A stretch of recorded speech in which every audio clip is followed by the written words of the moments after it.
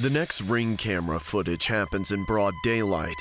There appears to be nothing unsettling about what's being shown here.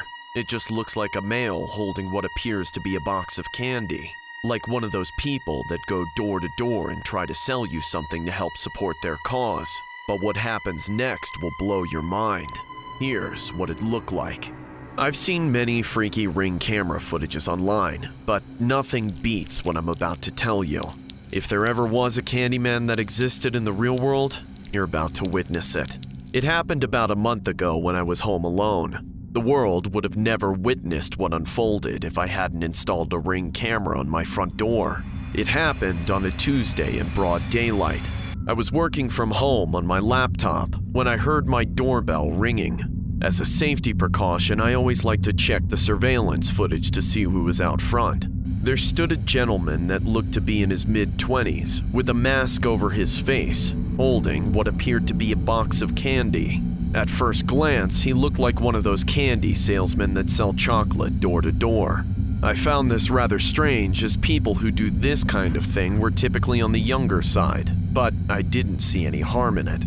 I ended up entering the foyer and opening the door, only to see the same individual I saw in the camera, except he looked more deranged close up. Hi, sir. Would you like to buy some chocolate? How much? How much you got? You seem like you have a nice house. You must be loaded. How about you buy all my chocolate? Kid, you don't just come to someone's house and request— Shut up and buy my chocolate, rich boy. How about this? Get the hell off my property and leave me alone, or I'm calling the cops! Get on the floor, you little shit! And that's when I got robbed point blank. It all went down in a split second. Several bandits ambushed and robbed my house, leaving myself and the candy seller dumbfounded.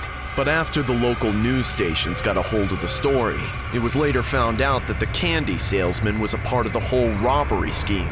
He had been going to multiple houses around the neighborhood, posing as a candy salesman, only to lure people to open their front door. A brazen robber posing to sell candy along with 3 other people are still on the loose tonight. The frightening daytime armed robbery home invasion that happened on Monday in Stockton has a lot of neighbors nervous.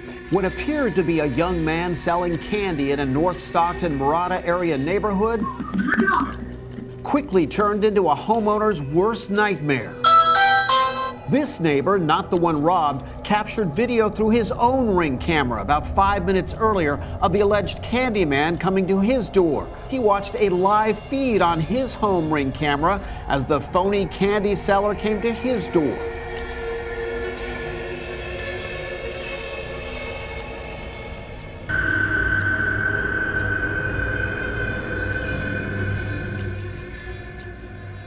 I've only been a massage therapist for a little while now, but I don't think I'll be able to keep doing it for much longer. I started working it full-time, Monday through Friday. Immediately, I was getting exposed to the full range of customers that came into the massage parlor. For most clients, it's easy to just block whoever they are out of my mind and stay in the routine mindset, so that I don't even remember most of the people I massaged in a day. Though, every once in a while, the person is worth remembering. That's one of the major perks of the job. I don't make very good money as a full-time massage therapist, but every so often I get to massage somebody who's pretty hot. I still have to keep my composure no matter what, though. Like this last Friday night. We close at 9 o'clock where I work, and at around 8:30, there weren't any clients left in the building. All of my coworkers and I were just milling about, waiting for closing time. But that's when we got the call. I was the closest to the phone, so I picked it up. You've reached the massage experts. This is Timmy. How may I assist you this evening? Hello, Timmy. I need a full 1-hour session tonight. Do you think you can help me out with that? Well, unfortunately, we're due to close in about half an hour. Would you like to reschedule? No, if you can't do it tonight, I'll just find somebody else who can. Okay, why don't we squeeze you in for our last available half-hour session? No, you don't understand. I need an hour. I'm so worn out from working all week long. I need full body work. You won't be able to get it done in 30 minutes. I'm plus size, as in thick with 2 C's. I really didn't want to end up getting out of work at nearly 10 o'clock, but I had to be honest with myself. I had no plans for once I got home, other than cracking open a beer and watching Netflix by myself, and that could wait. I needed a little extra money.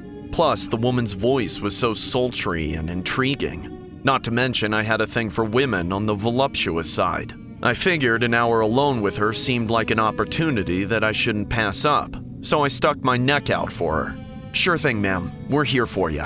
Just ask for Timmy when you arrive." Thank you so much, Timmy. I had the sinking feeling in the silence after the call that I'd made some sort of mistake, or that I had done something I wasn't supposed to as a professional massage therapist. I tried to ignore the feeling while I waited, watching my coworkers get ready to go home as I prepared for another client. It wasn't until about 8:50 before she finally showed up. She was not what I was expecting. Despite her voice making her sound like a model, she was the farthest possible thing from it. Not only was she fat enough to eat models for breakfast, lunch, and dinner, with her ample belly fat spilling out from underneath her oversized blouse and barely fitting through the doorway into the lobby, but she was also ungodly ugly. She looked like she had been called crater face in high school, with horrendous acne scars all over her face, but the acne had never really gone away. Her morbid obesity had long since warped and stretched away any beautiful features that might have once been on her face, and now it was just a big sweaty ocean of grease, a perfect environment for all her zits, boils, blackheads, skin tags, and moles. Hey there, boys and girls. Which one of you is Timmy? Despite her mutated appearance, she knew what she was doing with her voice. Somehow, she managed to uphold a demeanor of self-confidence so unshakable that it could only be defined as one thing: moxie. Even my coworkers struggled to maintain their professionalism, giggling and jeering loud enough for everyone to hear. But there was no running away from any of it for me. I'm Timmy. Well, of course you are. The woman charged up to the counter like a bull, shaking the foundation of the building. It's sure nice to meet you, Timmy. The name's Bethany, but you can call me Big Beth. Get it? Like Big Ben, but me? I only let handsome men like you call me that. You understand? You look like George Clooney, and I love George Clooney. Have a great evening, Timmy. See you Monday. I wanted to stop one of them and beg them to stay and help me get rid of this Big Beth woman, but it was too late. They clocked out and left me there with the behemoth in heat, staring me down with hungry, hungry eyes. She kept leaning more and more on the counter between us, forcing me to smell her pungent body odor. I almost gagged. All those long unwashed years, all those spots she definitely couldn't reach in the shower, just oozing with a stench like a hobo cuddling a skunk. You can go into the massage room and get comfortable whenever you're ready. I gave her a few minutes head start alone in the room. While I waited, the clock hit 9 and I felt myself split into two. I wanted to run away. I wanted to go home and be by myself and not deal with her. But I knew I couldn't leave her alone in the parlor, and I knew I could really use the money from the session. I just hoped that she would be as big of a tipper as she was everything else. When I went in to begin the massage, I was not surprised. I steeled myself and oiled up my hands, then began the massage. Her body was like a rippling sea of fat and endless skin. I struggled to find any actual muscles to work on in all that dead weight that spilled over the edges of the massage table. It felt like I was just digging aimlessly through the folds of jello, uncovering all the crusted sweat and lint I had feared of. But that wasn't even the worst of it. Oh yeah, that's good. That's good. You really know how to use those hands. Don't you get all the thick girls calling you daddy with skills like that? Bethany, please, you don't have to say any of that stuff. Oh, but I want to. I bet this is just how George Clooney would give a big girl like me the rubdown she needs. I've heard the stories of how some people try to take a massage further than it's supposed to go, but I never thought I'd be in a situation like that. I thought that was something only female massage therapists would have to worry about, but I've never seen anything like this woman. She asked for a lot. I didn't want to do any of it, but I felt that I had to. I needed the money, and I thought it wouldn't be so bad if I just kept my eyes shut and only breathed through my mouth. Now, Timmy, my back is just fine. You're doing a great job, and I'll be sure to pay you well. It's just, I need help in other places. Would you be a good boy and help out a woman in need? Somehow, and I still don't know how, but she convinced me. Maybe I'd forgotten just how disgusting she really was after having my eyes shut for so long, or maybe I'd just gotten lost in the sweet sound of her voice, but I did everything she asked me to do. I clipped her toenails because she said she couldn't reach them and they were starting to grow fungus, so I agreed. They needed to be cut. When that was over with, she asked me to shave her legs because she was going out Saturday night and she didn't want to look like a bear, and I agreed. That on top of everything else, she didn't need hairy legs. And of course, she asked me to take a washcloth to all the creases in her belly, which I did just to be nice because I didn't think anyone deserved to smell the way that she did. After all that, she asked me to clean off her feet. Finally, after the longest and most arduous hour of my life, it was time for her to go. She got dressed with a big smile on her face and a sparkle in her eye, giving me all sorts of compliments on my work. Before she walked out, she left a huge stack of bills on the desk and kissed me on the cheek. And then she was gone, out the door, and I haven't seen her since. I washed my hands and rinsed out my mouth as thoroughly as I could, but no matter how hard I tried, I could still taste her. Before I went home for the night, I thought I'd count my hefty payment for the ordeal, but that's when I found out something that nearly killed me. Those bills. Not one of them had the face of a president.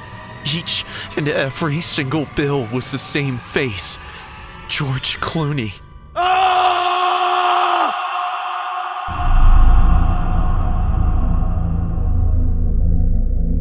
This story was inspired by a disturbing case regarding a student who had been experiencing paranormal activity at her student home. This went on for quite some time. Little did she know, this would lead to something much more disturbing than what she would have ever imagined. Here's what it looked like.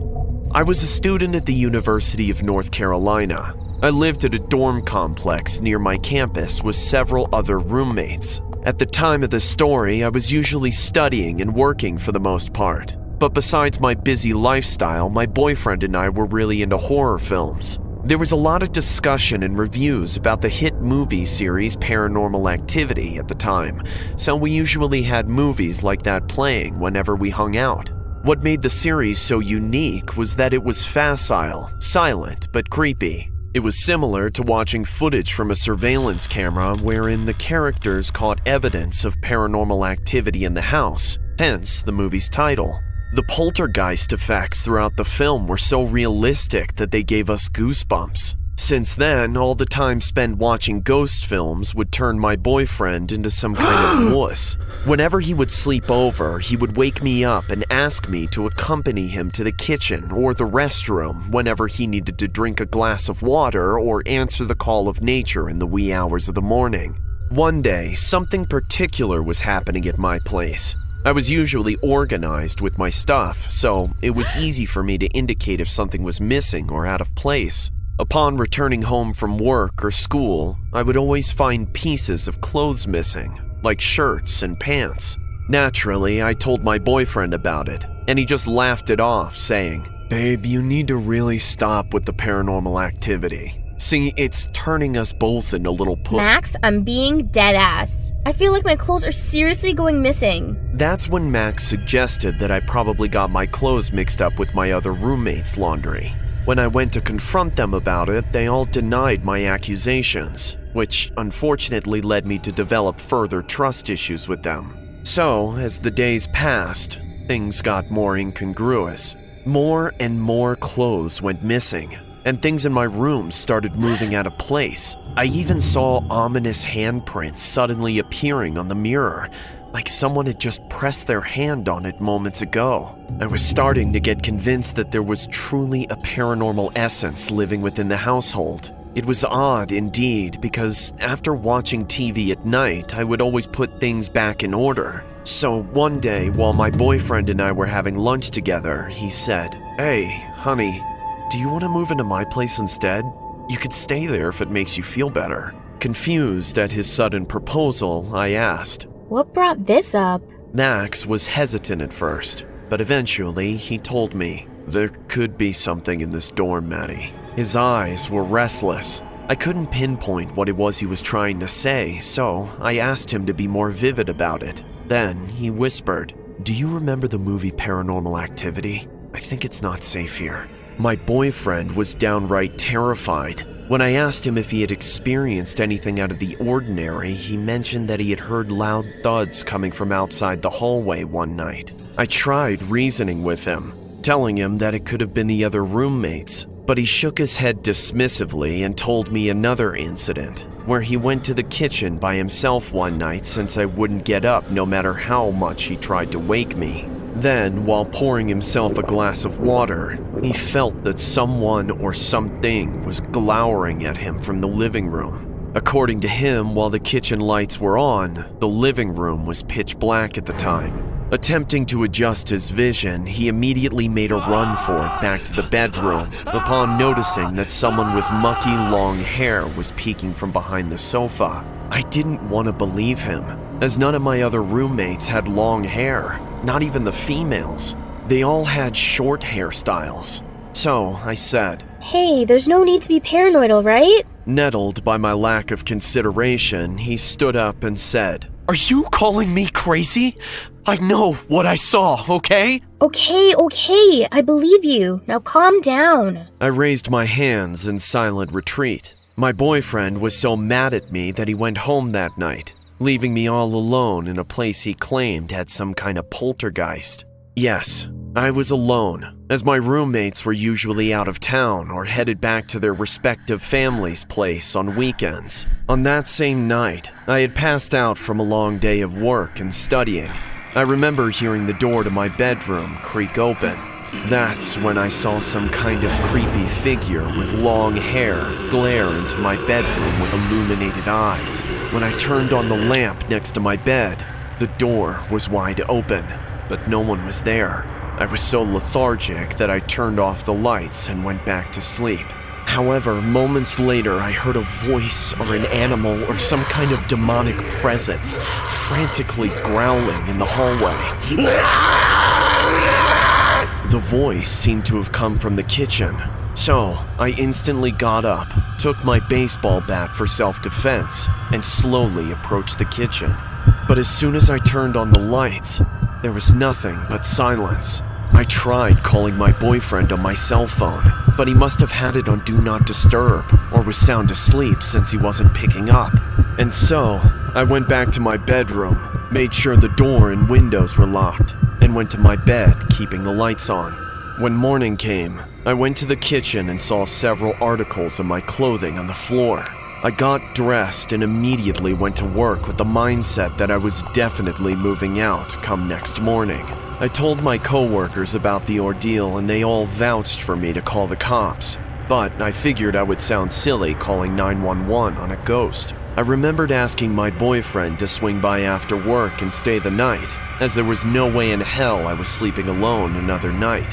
When I arrived home, I remember hearing vague noises coming from my bedroom. I opened the door and could hear rattling in my closet. It sounded like a raccoon was rummaging in there. I shouted, Who's there? Not expecting a response, but miraculously, a male voice answers me saying, "Oh, my name is Drew."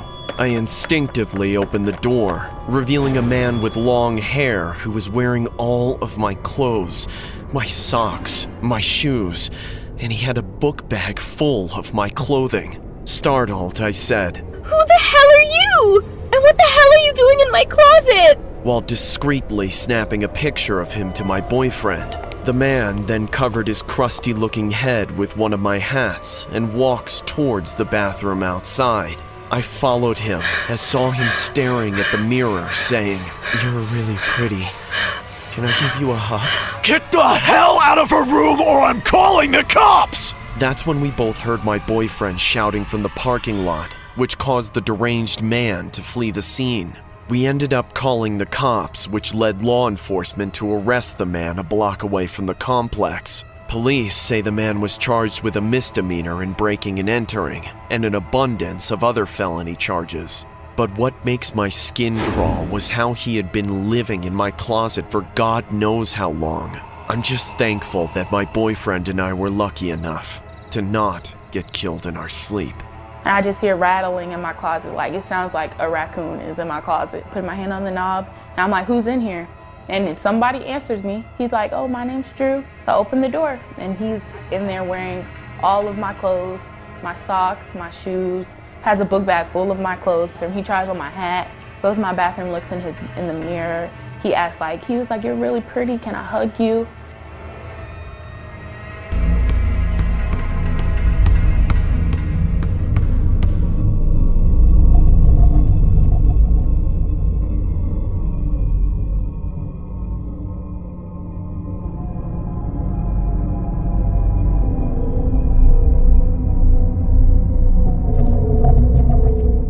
All in all, I think the luckiest thing that ever happened to me in my life was being born and raised in Cleveland, Ohio. From there, sharing a birthplace with the basketball legend LeBron James, I've been able to get closer to him than I bet most wannabe fans could ever dream of. But if you're really a fan like me, just living in the same city as the idol isn't enough. Cities are big places, and elite men like LeBron James spend very little, if any, time amongst the masses. That's not a problem I face myself, however, because I know how to get close. It's all about those courtside seats. They bring you so close to the players that you can very nearly feel the heat dissipating from their bodies. And every now and then you get lucky enough to trade a few words with one of them. LeBron! LeBron! I love you, LeBron! Come home and have dinner with me! I'll cook for you! I know how you like your steaks! I'll do everything for you! Every time I meet with a family member, they ridicule me and chastise me about how much money I spend on getting those tickets at every home game. But they don't understand how important it is to me. It's not like I'm going broke over it anyway. I don't see what's wrong with it if I can afford it. I mean, some people spend their money on vacations and computers and clothes, and I spend my money on getting as near to LeBron James as I can. I would say it's like my hobby, but LeBron James more than anything, more than money and more than women, is what gets me out of bed in the morning. It's hard for me to explain it. He's just so iconic. Everything he does just exudes badassery and confidence, virtue and compassion. He's like the greatest single specimen of a human being that's ever existed. He's indomitable on the court, undoubtedly a powerhouse in the gym, and an angel in mortal coil everywhere else. Now, people often call me biased. They say he's not the greatest who ever lived, though he may be close, and that I just feel that way because we're both Cleveland natives. Those people might be right, but it doesn't matter to me at all. LeBron and I have a history together. You know his famous chalk throw, where he throws a cloud of chalk into the air and watches it disappear with his fans? Whenever I'm courtside, I carry with me a big Ziploc bag that I've coated with honey on the inside and wait for the throw, while everyone else is stunned in slack-jawed amazement. You might see me on the cameras holding up an open bag with great pride, hoping to catch some of the chalk particles that have recently been graced by contact with the skin of LeBron James. Oh, his skin. How it contains such divinity. I'm proud to say that I myself have gone a step further from gathering his chalk, and I've actually touched the man himself. One night after the game, LeBron was doing a little photo op with some other fans. I saw him surrounded by a bunch of starving-looking little kids in hospital gowns, and I struck while I had the chance. I still keep a printout of that photo on my nightstand. It's the first thing I see when I wake up, and the last thing I see before I sleep. But even the photo itself means little compared to the experience I had getting the photo. Hey LeBron, I'm your biggest groupie. Fan. I hope you can hear my cheers amongst the Cavs fans. It's pretty good, but I know we can be much, much louder than any fan base, in this league. And, can I please take a picture with you? Hurry up, kid. You're not the only fan here. I was slick with it. I put my arm around his shoulder while we posed for the photo, and right after I snapped it, before he could get away from me, I caressed the top of his head for just a moment.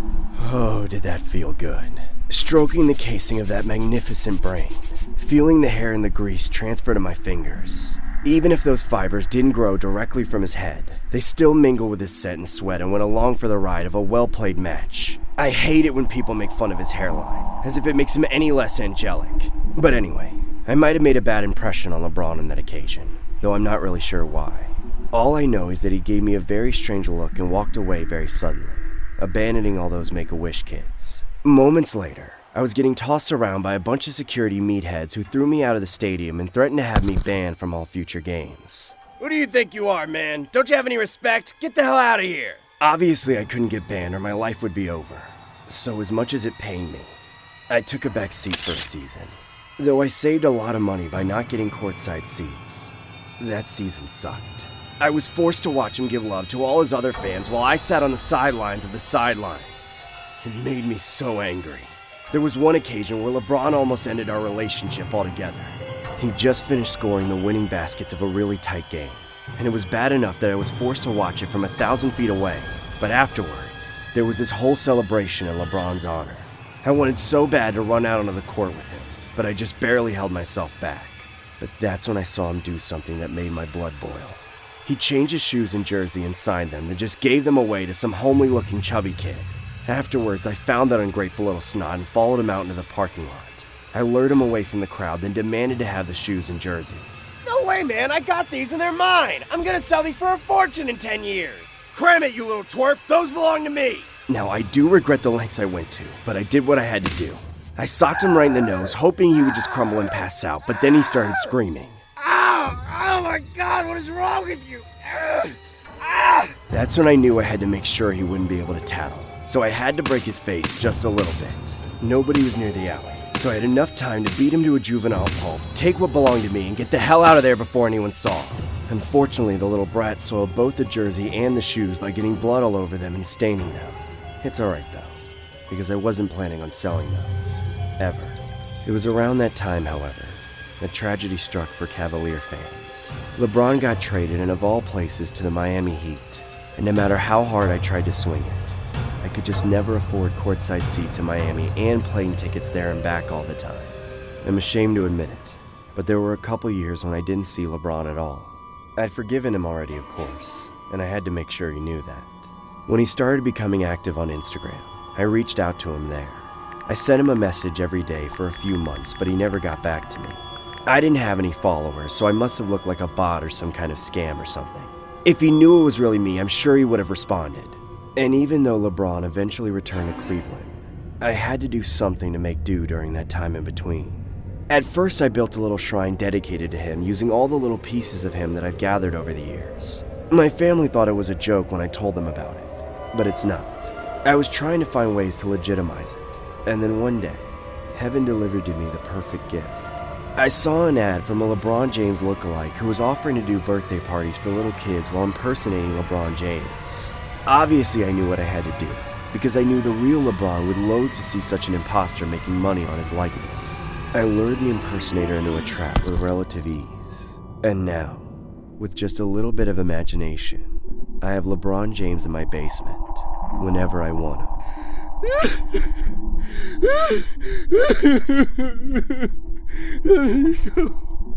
Let me go, please. LeBron, you look enchanting this evening. Do you prefer red wine or white wine? I don't care. Please just let me out of here. I won't tell anyone, I swear. Oh, Mr. James, you should really use your inside voice. Now where is your bag of chalk? Have you forgotten your before-dinner ritual?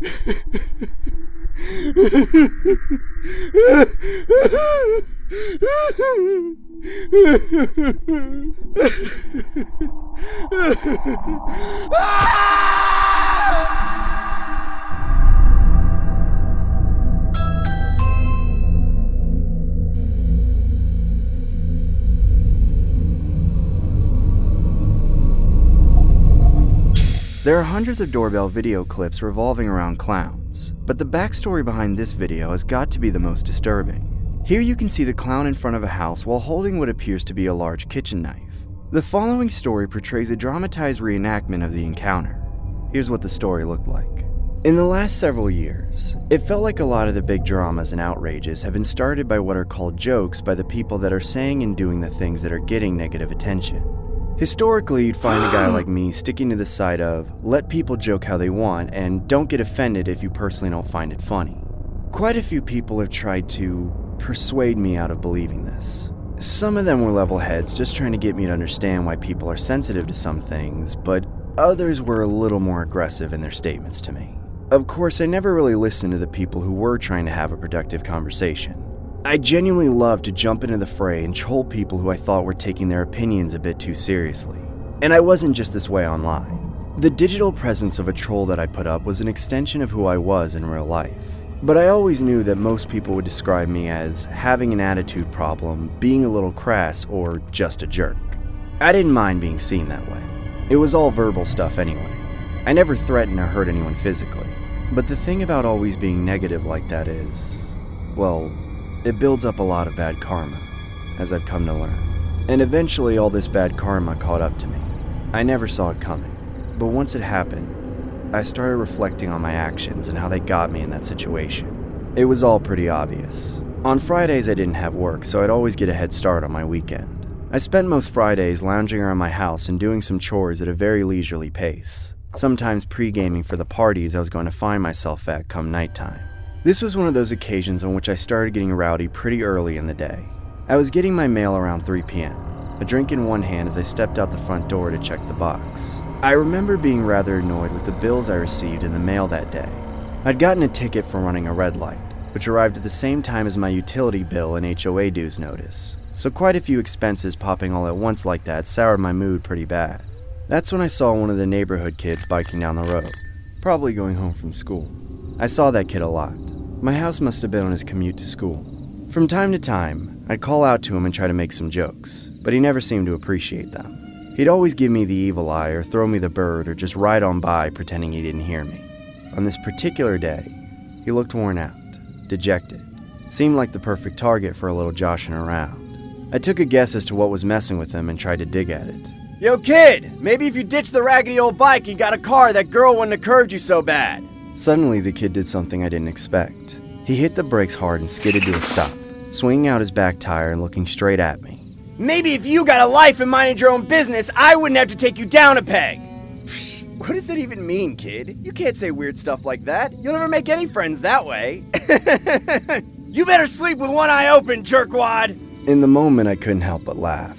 A threat never feels emptier than when it's shouted at you from someone 10 years younger than you on a bicycle. However, though I guess I can never prove it, I'm pretty sure that threat was real. A night or two later, I slept soundly. I didn't give any mind to that kid. I have about 15 security cameras and a bunch of high-powered floodlights all around the exterior of my house, which I had installed for reasons you could expect for someone of my personality.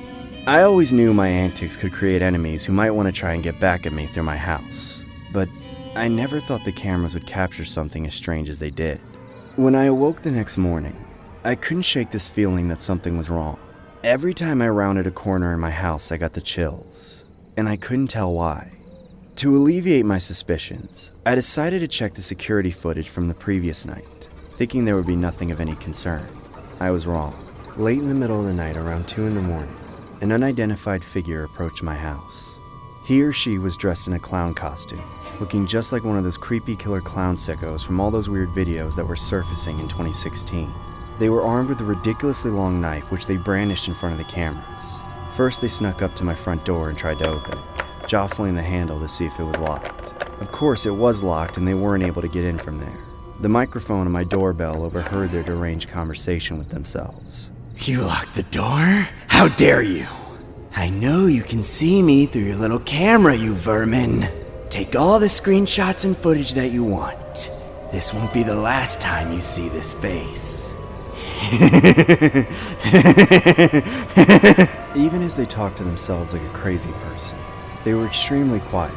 Still, the motion sensors on the floodlights lit them up all the same. This clown character wasn't spooked by the lights, however. They seemed to be familiar with the layout of my house, like they'd seen it before. They did an entire lap around it, checking the lock on every single window and door, peering inside and scratching the walls with their knife. You really dodged a bullet.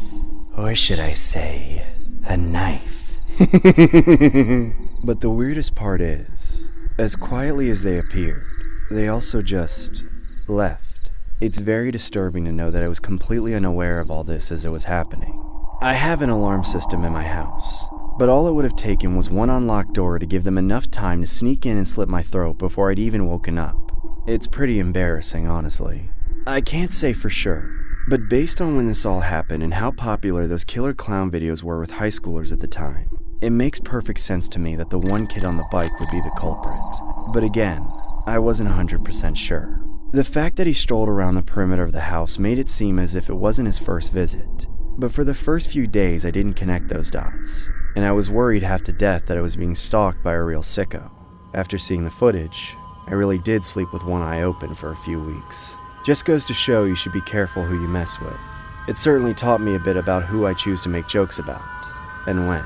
I know it's punching down to mess with a high schooler, but that doesn't mean the kid can't be dangerous. I mean, the kind of kid who would do something like this just for getting teased is the same kind of kid who might just snap on a whole different day, in a much worse way, given a different situation.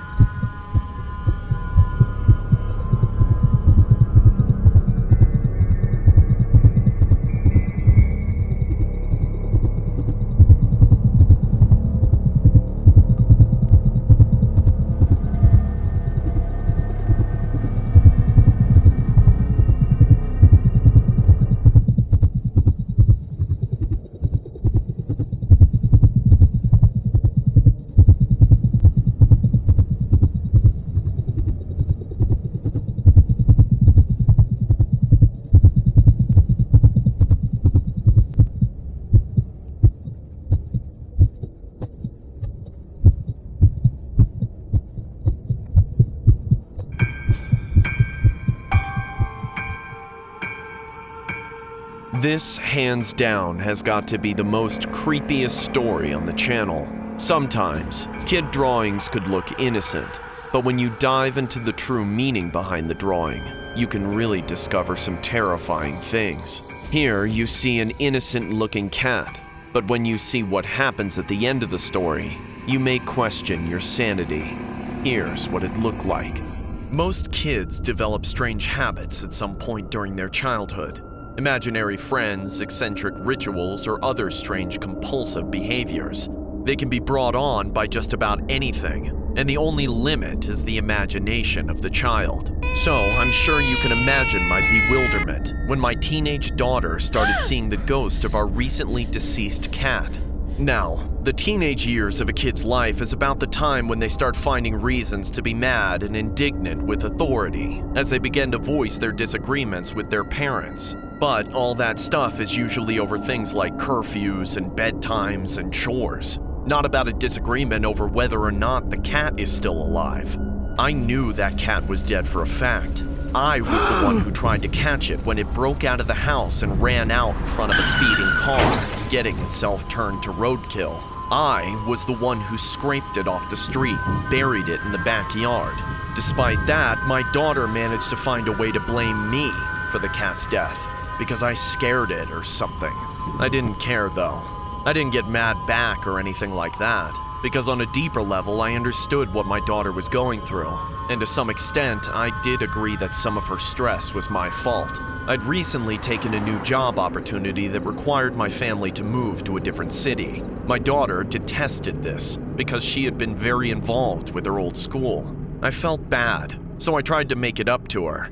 I bought her a phone and a desktop computer for her room so she could stay in touch with her old friends over that internet thing the kids were all talking about. My wife and I even took her to the pound and let her pick out a cat for us to adopt. These things combined seemed to do the trick with keeping our daughter happy. However, when the cat died, things became worse than ever. At first, it just seemed like she was not properly processing the grief. For a few days, she didn't say anything. She didn't go to school. All she did was draw. I'd go into her room from time to time to remind her to study and stay caught up, but it was like she didn't even notice my presence. She just kept drawing pictures of the cat, like a little kid with a brand new box of crayons would, except her drawings of the cat were actually pretty good. When she finally started talking again, my wife and I wanted to celebrate, but we couldn't. because our daughter wasn't talking to us. She was talking to the cat. Oh, I'm so glad you came back, Precious. You really are precious, aren't you? Yes, you are. Who are you talking to, sweetie? I'm talking to Precious, obviously. She came back. I guess that means you have to start buying cat food again. Don't forget, she's so hungry. My wife and I were taken aback. Our daughter had never had an imaginary friend before, so it was that much stranger to see her develop one now. Or at least, that's the way things looked. We tolerated the strangeness for the time being, however, as our daughter at least seemed to be happier. She started to go back to school again, which we felt was good. The only problem was that when she came home from school every day, she would start doing her old routine of taking care of the cat, dishing out some food and water, petting it, and talking to it and carrying it around. Except there was nothing there. She was just pantomiming. Still, we appeased her and got a few cans of cat food, thinking that she would surely come to her senses at any moment. But that's not what happened. We watched her set the food out, and the next day it would be gone. We didn't have a dog, so to us, there was only one explanation. Wendy, we need to talk. We've noticed that you've been talking to yourself lately and we're worried. And about the cat food, you haven't been eating it, have you? Oh my god, no. What do you need, glasses? Precious has been eating it, obviously. But Precious isn't here anymore, sweetheart. She's not coming back. What do you mean? She's right here in my arms. You guys are so blind. I can't stand you. My wife and I just didn't have a clue on what to do. That night, I was losing sleep, stuck awake worrying that my daughter had gone crazy. That's when I heard a noise from downstairs that sounded exactly like a cat sharpening their claws, tearing up some fabric. My wife had managed to get to sleep, so I dared not ruin her rest. I jumped up out of bed and threw on my robe and walked downstairs by myself. I found the back of the living room sofa had been torn to shreds, like a neurotic feline with abandonment issues had been locked in there alone. I was immediately flushed with a mixture of frustration and horror. Then, a door upstairs slammed shut. I knew that it was my daughter's room. I rushed upstairs, but instead of barging into her room, I stalled. I saw two shadows shifting in the light, spilling out from beneath the door. I heard my daughter talking to herself again, but this time I heard meowing in response. I quietly shuffled up to the door and put my ear against it. I swear I could hear purring. When I thought I'd heard enough, I swung open the door, somehow thinking that I'd see some random stray cat living in my daughter's room. But of course, there was nothing. She was just laying on her bed, acting like she was holding something, petting it and smiling at it and kissing it. I gasped in complete shock at the sight of my daughter acting like a schizophrenic.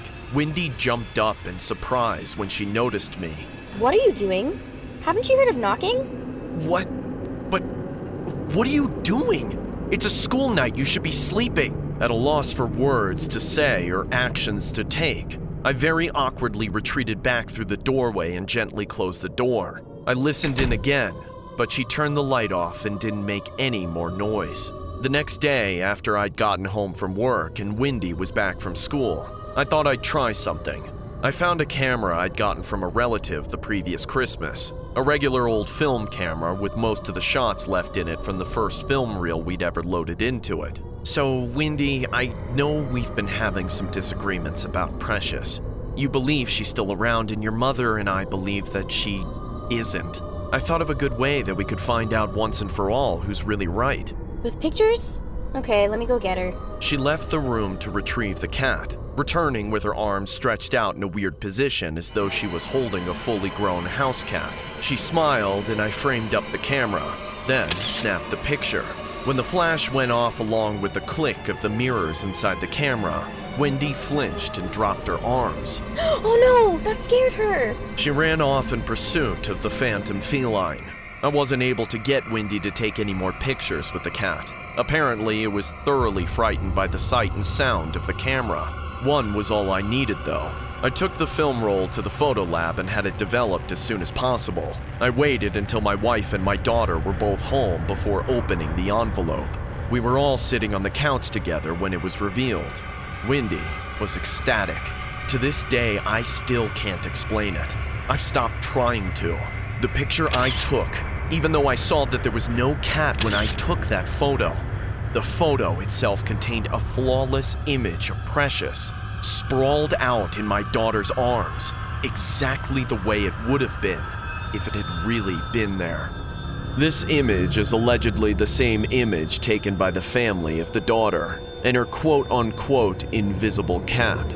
When the family got the picture developed, this is what they found. This is just downright terrifying, as the cat seemingly appears in the girl's hands, despite nothing being there when the photo was taken.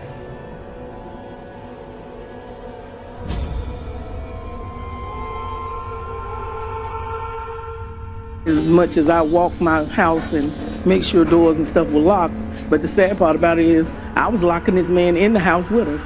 The decisions you make as a teenager can influence the course of your life in ways you won't be thinking about while you're making them. You may not even realize that you're making a huge decision, but it doesn't matter, because the consequences of your actions as a naive kid have a huge effect on the rest of your life, despite whether you realize it in the moment or not. Like when I was in high school, I made the decision to not care about class so I could care about messing around with boys. But aside from the obvious about what happens when you mess around with boys, it's the immature men you're forming relationships with at formative times in your life that can also stick around with you for many years. One deadbeat in particular comes to mind. I don't want just anyone knowing his identity, so I'll just call him Chris. We were both each other's firsts, so it felt special at the time. We didn't really know each other deep down. We were just getting down. He got me pregnant while we were still kids ourselves, and because we didn't think school was worth the time we spent in it, we both dropped out and tried to move in together. I couldn't find a job as a pregnant high school dropout, and he couldn't find a job because he was dumb as a sack of potatoes, which I unfortunately didn't realize until I tried to build a life with him. It didn't take long before the little money we had ran out, and things got desperate. At that point, I was about to do the smart thing, admit failure and plead with Mom to let me move back in. But Chris wasn't able to admit defeat. Instead, he resorted to crime. At first, he was just breaking into cars, but it didn't take long before he graduated to breaking into houses. But, like I said, he's stupid, so he got caught. When I had to talk to him on the other side of bulletproof glass, that's when I knew it was time to break things off with him. My baby wasn't even born yet, but I knew the child would be better off never learning anything from his father. 12 years, Chris? Really? Your son will almost be a man before he can shake your hand. You'll wait for me though, won't you, baby? We'll get through this, right? Yeah, okay. You wish. I'm not waiting for anybody. I'm gonna go on and live my life. Ain't no way I'm gonna lose 12 years over your mistakes. So you're just gonna forget about me? I was gonna be your husband! Wake up, Chris. We were never in love. We were just being stupid. And look where it got us. In the months that passed after I became pregnant, I think I matured a lot. Chris, on the other hand, hadn't changed a bit. He was still just a boy on the inside. The look on his face when I told him it was over between us, I came to recognize it in my son as the look of a fussy toddler not getting what he wants. Screw you then, I hate you! Just throw it all away! Throw away everything I did for you, for our kid, for our family! Just throw it in the gutter! That's where you belong anyways, you stupid whore! Seeing that whole scene with his little temper tantrum, with all those other inmates and family members around us, just made me see Chris more clearly than I ever had before. That sort of behavior just isn't acceptable for a grown man to display, and I wasn't going to subject myself to any more of it. I walked right out of there and never looked back, and I got on with my life. Whenever Chris sent me letters from prison, I just returned them to sender, unopened, with the words no or never or get lost scribbled on the back. I learned a lot from my mistakes, but nobody's perfect. Fast forward 12 years to today, I got 4 kids and my baby sister's boy living at my house, but I still never found a man that was worth keeping. I guess I inherited a bad taste in men from my mother. However, my life is still going on, and I'm still dealing with the consequences of my actions as a teenager in ways I never thought could be possible. Strange things started happening in my house. I kept hearing what sounded like a family of raccoons running around in my attic, but every time I tried to listen for it, I wouldn't be able to make it out. I'd be falling asleep and I'd feel droplets of water fall on my face from the vent above my head. But when I got up and checked the vent for condensation, it would be dry as a bone. My baby sister, who only passes through the house from time to time, tried to convince me that it was just the sort of sounds that old houses tend to make. But that never sat right with me. I'd lived there for years and never heard anything like that. That's what made me think there was some kind of animal living in the walls or attic somewhere. But after a few days, even stranger things started happening. Things I didn't think any animal could cause. At random times, I'd hear a loud thud or snap from the attic, like the trusses and beams were cracking and falling apart. But the thing that sent me into a frenzy was the nails. One night, I was lying awake in bed, waiting for water to drip down from the vent. But instead of water, the nails holding the vent of the ceiling popped right out and landed on me, one right after another. That's when I was sure there was some kind of ghost living in the house, and I couldn't take it anymore. I had to know what it was, but there was no way I was going up there. But that's what kids are for. I sent my nephew and oldest son up the ladder to the attic with a couple flashlights and told them to tell me what they saw up there. They were up there for about 10 seconds before they came running down, screaming and crying.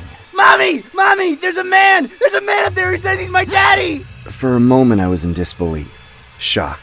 But then I saw the man rushing down the ladder. He got to the bottom and looked me in the eyes. And who else would it be but Chris? Fresh out of prison from just 2 weeks ago. I didn't even have to say anything. The look in my eyes was enough to send him running like a child trying to get away from the whip. The problem with that, though, is that for all the cops say about how good they are at their jobs, they still haven't found the fool, which means I have to worry about extra security. I've since become extremely paranoid and afraid to go to sleep. I lay in bed at night, thinking that somehow Chris is still in the house somewhere. She had just put her children to bed when she heard a thumping coming from the attic area above her room. A few minutes later, that's when the nails started popping out of the ceiling one by one. It was just like bing, bing, bing, bing. Thinking it was an animal, she called her older sons and nephew to go check it out. My nephew was like, well, if it's something up there, then it's coming down. But what they found up those stairs still gives everyone in the house the chills. And that's when they found him, the guy, sleep inside of my heating unit. He had packed coats and stuff in the heating unit.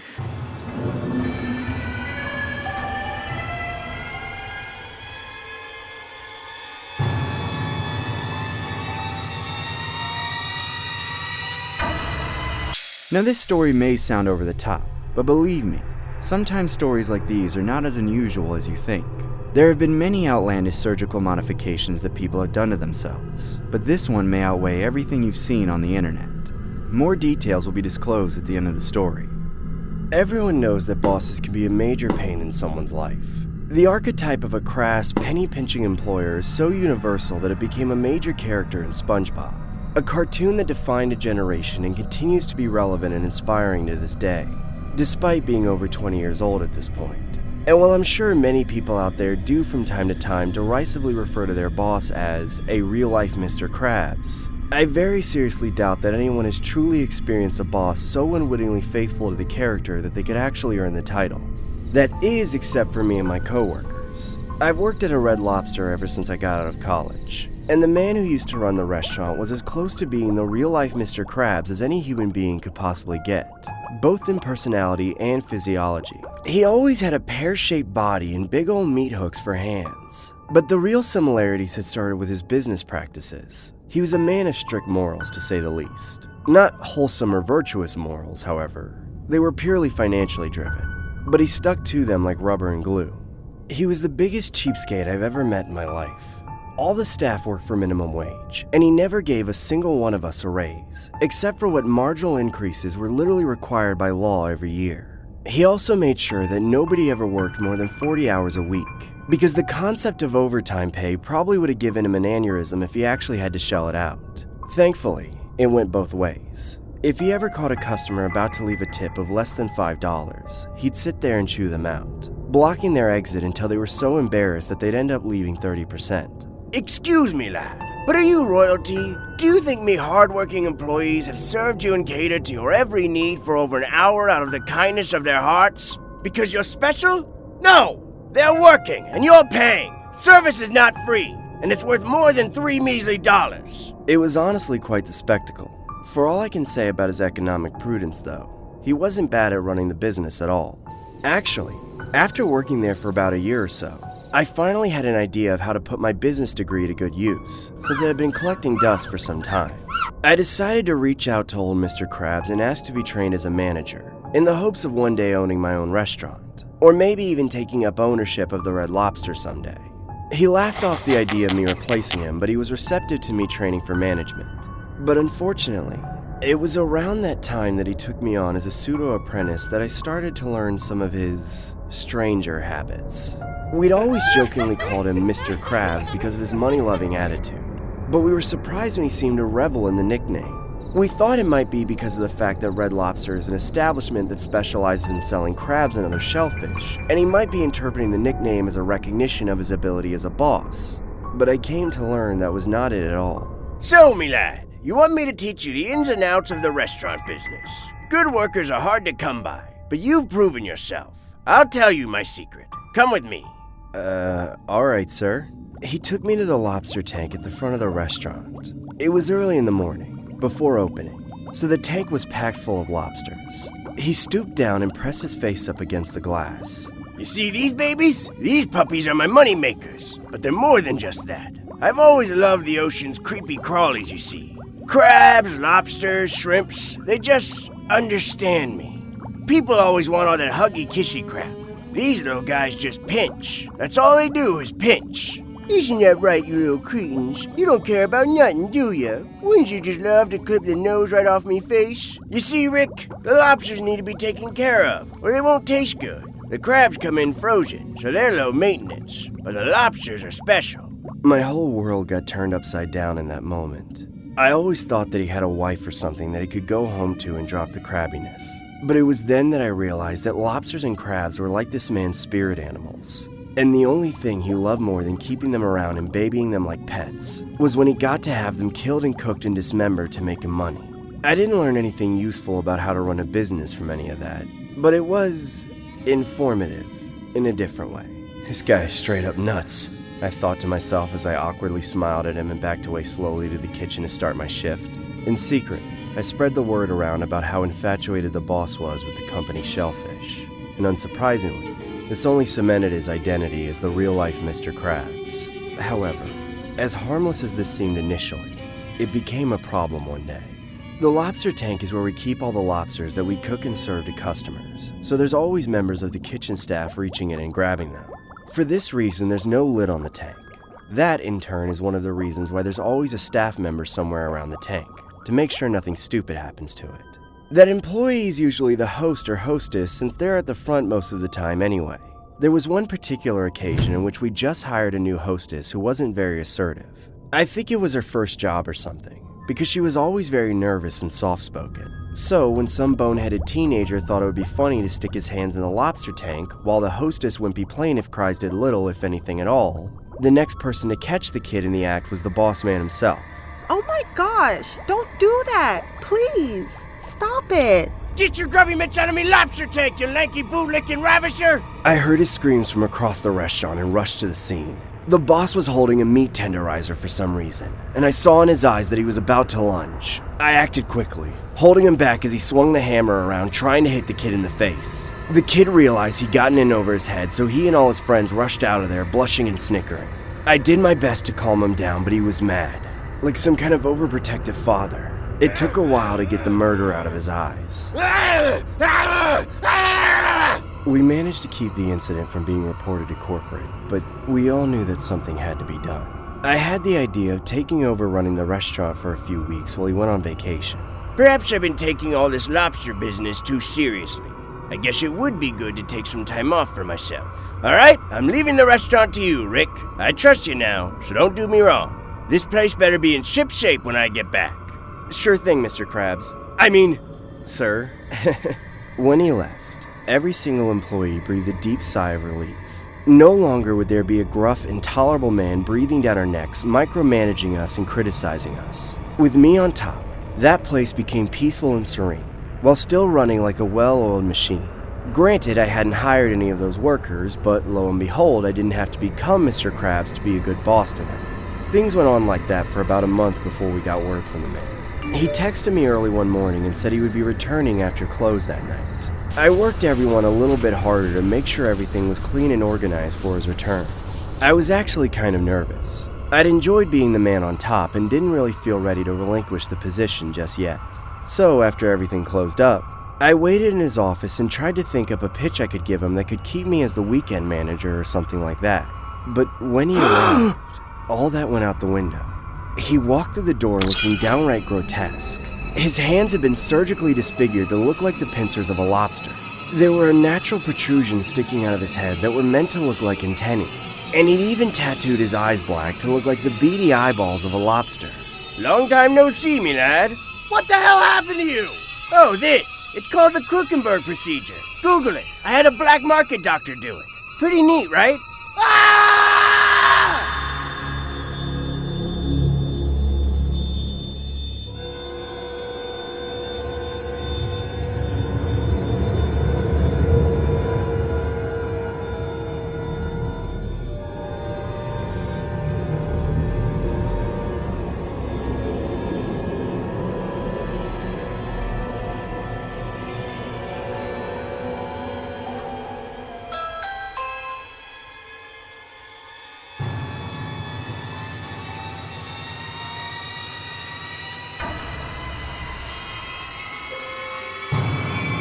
The next story was inspired by one of the most bizarre Ring camera footages ever recorded.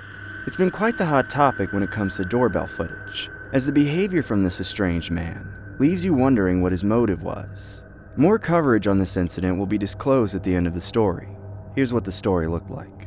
I had a 9-to-5 job at the mall as a salesperson, so it was incredibly exhausting at times. Also, I'm a married woman and my family and I just moved into a new home. The front yard was always well taken care of by my dear husband. He was always meticulous about it. But after living there for a month or two, there was a foul smell that I couldn't understand where it was coming from. It smelled like crap, which didn't make sense because we had no pets at home. My husband had long been allergic to cats and dogs, and unfortunately our kids inherited this from their father. At first, I wondered if it was the result of a curious and troublesome raccoon that somehow climbed up the walls. There were times when I would ring the doorbell, alerting my husband and kids to open the door, and would notice a wet and slimy substance on the doorbell. When I had told my husband about the slime, he reckoned that it could have been snails that would crawl up the wall every now and then.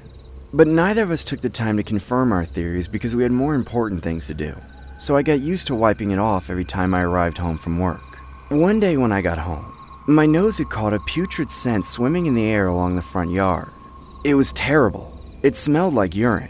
I searched for the source, and soon enough, I found myself facing one side of the wall with dried yellow stains that defiled the elegant white hues, which were meant to make the walls look clean.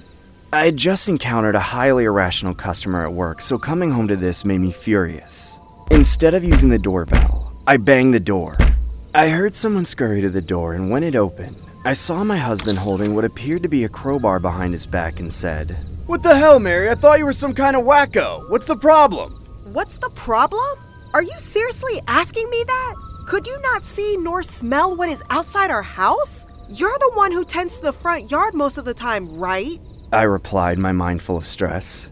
I was in my office upstairs all day, honey. What are you talking about? My husband said, bewildered and somewhat piqued. Yeah, right. Was it you or the kids who took a piss on the wall in our front yard? Tell me. It felt like a tsunami of negative emotions had overflowed after keeping them in for so long at work.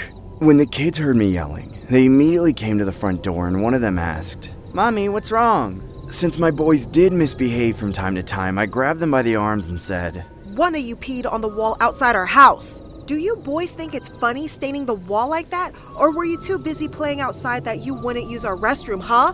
Who was it? Both of them cried, begging me to let them go. And then my husband intervened, forcing his way between the kids and I. What's the matter with you, huh? None of us went outside today, okay? The kids were upstairs playing the whole time. Are you happy now? My husband replied, wrapping his arms around the kids. After releasing my anger, I showed my husband where I saw the yellow stains and made him clean it all up. I still suspected that one of my kids did it and that my husband and children decided to keep it from me. The kids cowered in fear at the corner of the room as I glared at them angrily. Stay in your room! You're both grounded! Shedding tears, the two boys nodded. The following day, I encountered the same thing upon arriving home. The smell of crap lingered in the air once again, with more slime on the doorbell and urine on the wall. There seemed to also be a disgusting white substance dripping down the wall, almost like someone had sneezed, creating a big blob of snot. As a result, I threw up. Unable to control myself any longer, I went inside the house and all hell broke loose. I toppled tables and chairs and shattered drinking glasses and bowls on the floor.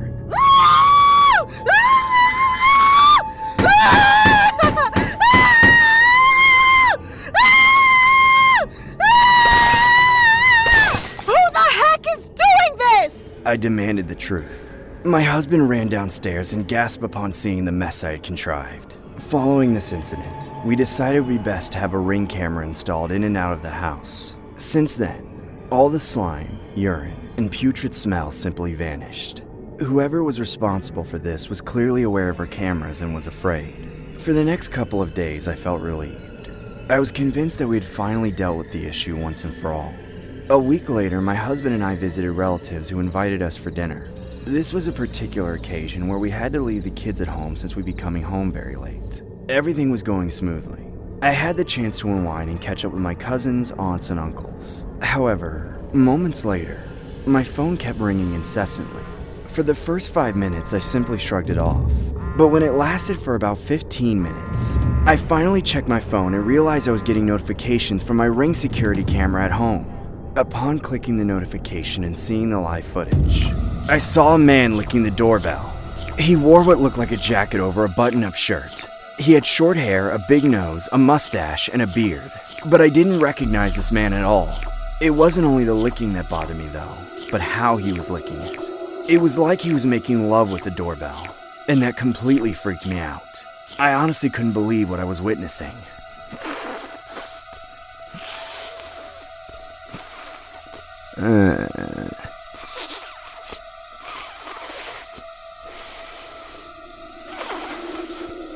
But what was even more frightening was that our kids were left alone at home. I immediately called the police while my husband frantically drove us back home along with 3 of my uncles. Thoughts of the stranger entering our house and stabbing the kids with a kitchen knife terrified me. When my husband noticed my anxiety, he held my hand and asked me to have faith. Upon arriving home, the man was no longer there. All that remained was his saliva on the doorbell, his urine on the wall, and that strange white substance. Well, prepare to be seriously grossed out here. Residents are reeling after a man was caught on camera licking a California family's doorbell. Yeah, police say that the suspect spent 3 hours licking the doorbell and milling around the family's yard. The security camera captured the incident and notified the owners who were out of town. Authorities say the footage helped them identify the suspect. They are still looking for the man, but say that he could face a number of charges.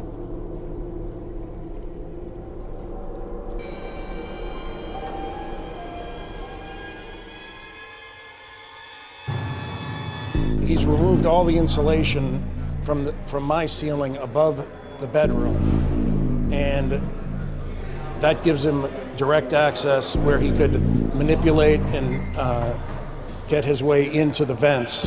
In real estate, they have this saying, location, location, location, meaning the location of a property is the single most important aspect, always. My family learned that the hard way, just how quickly one bad neighbor could turn a dream home into a nightmare.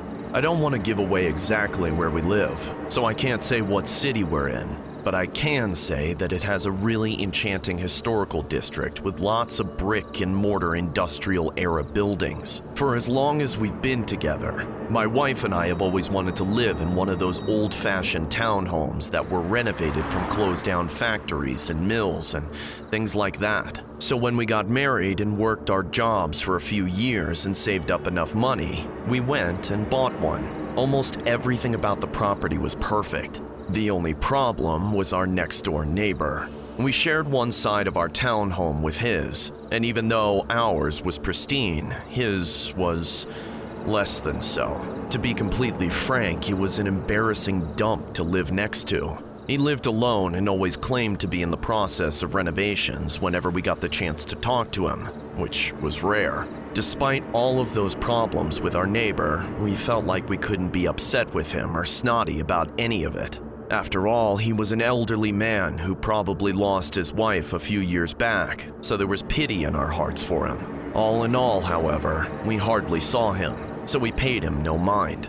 My wife and I had our own lives to get on with, and within a year or so, we had our first child. Not long after our daughter was born, we started to see our neighbor more often. That's a beautiful child you have there. Congratulations. Oh, thank you. At first, we figured that seeing the birth of a new life had sparked some new life within him as well, but that didn't last long once we started to get really familiar with his habits. We'd catch him peeking through his window at us while we were coming home from a walk with our baby, but he didn't come out to talk to us most of the time. He just watched. And it was right about that time that the house started making sounds that it had never made before. All old buildings make noises at night, but after a few weeks you get completely used to them. It's extremely unsettling when you start hearing an all-new array of bumps in the night over a year after you've moved in. I've had raccoon and rat problems before. It's creepy, the scuttling and scratching, the little squeaks and grunts, but this was unlike anything I'd ever heard before.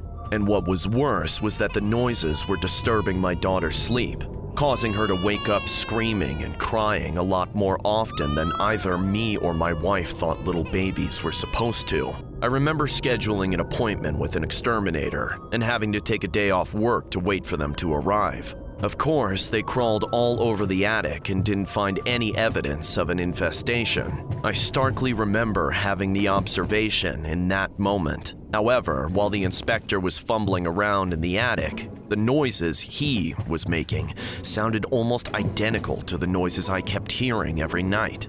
The thought gave me chills, so when the inspector left, I followed him out the door, waved him off, then got a few minutes of fresh air there on the steps while holding my daughter. Then, for the first time in weeks, my neighbor came out to say hello. You know, my grandson is coming over for his birthday soon.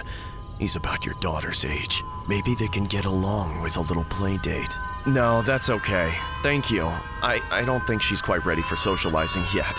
She's still very colicky and we don't know why. Besides, my wife and I are both very busy with work. Oh, do you need a babysitter then? I'm retired and I've got life insurance and social security checks coming in. You wouldn't have to pay me. I just love to see children grow up. No, we're okay. We have it all covered. We appreciate it though. Just then, my daughter started to fuss, crying the way she did when she woke up at night. I caught the neighbor staring at her, but it didn't feel right. Most of the time, old people stare at babies with warm faces and big smiling eyes, but the way he looked at her wasn't like that. And really, none of what he had said lined up at all. I never saw anybody but him go in or out of that place. A chill ran down my spine along with a realization. I rushed inside my house and locked the door. That night, I was telling my wife about my suspicions while we were lying in bed. I hate to say this, honey, but I think our neighbor is getting into our attic. What would make you say something like that? Don't try to give me nightmares. It's just a feeling I have. Call it intuition. I wouldn't say it and freak you out if I didn't really think it was happening. Oh my God, look at that! He's got a flashlight. I shot up out of bed and pointed at the ceiling to where the heating pipe ran up out of our room and into the attic. There was a light shining through the crack that shifted around too irregularly to be anything but a person swinging around a handheld light. I knew in that moment that somebody was up there, and I could hear them too, but I wasn't prepared to go up there and confront him. We were scared. Instead, the very next day, I told my wife to take our daughter and stay with a member of our family. I went out and bought a couple security cameras and placed them in the attic. What I saw sickens me to this day and fills me with a violent, instinctual rage. There he was, that old creep crawling around in my attic, drilling holes in my walls, spying on my family. I had no idea how long he'd been doing this, but I didn't care. Knowing it happened once was bone-chilling enough, but having reason to believe it had become a routine was downright mind-shattering. I called the cops and had him arrested immediately. As of now, I'm still in the legal battle with him, but you can rest assured that a man like me will protect his family, and I will not rest until that snake is rotting in prison. All these years, we have no idea what's been going on inside our own home. An alleged peeping Tom was caught on camera and is now facing charges. Police say the suspect was able to sneak into his neighbor's attic and watch the man, his wife, and his baby through events. The victim put cameras in his attic after hearing noises above his bedroom and seeing some lights that were flashing in the vents.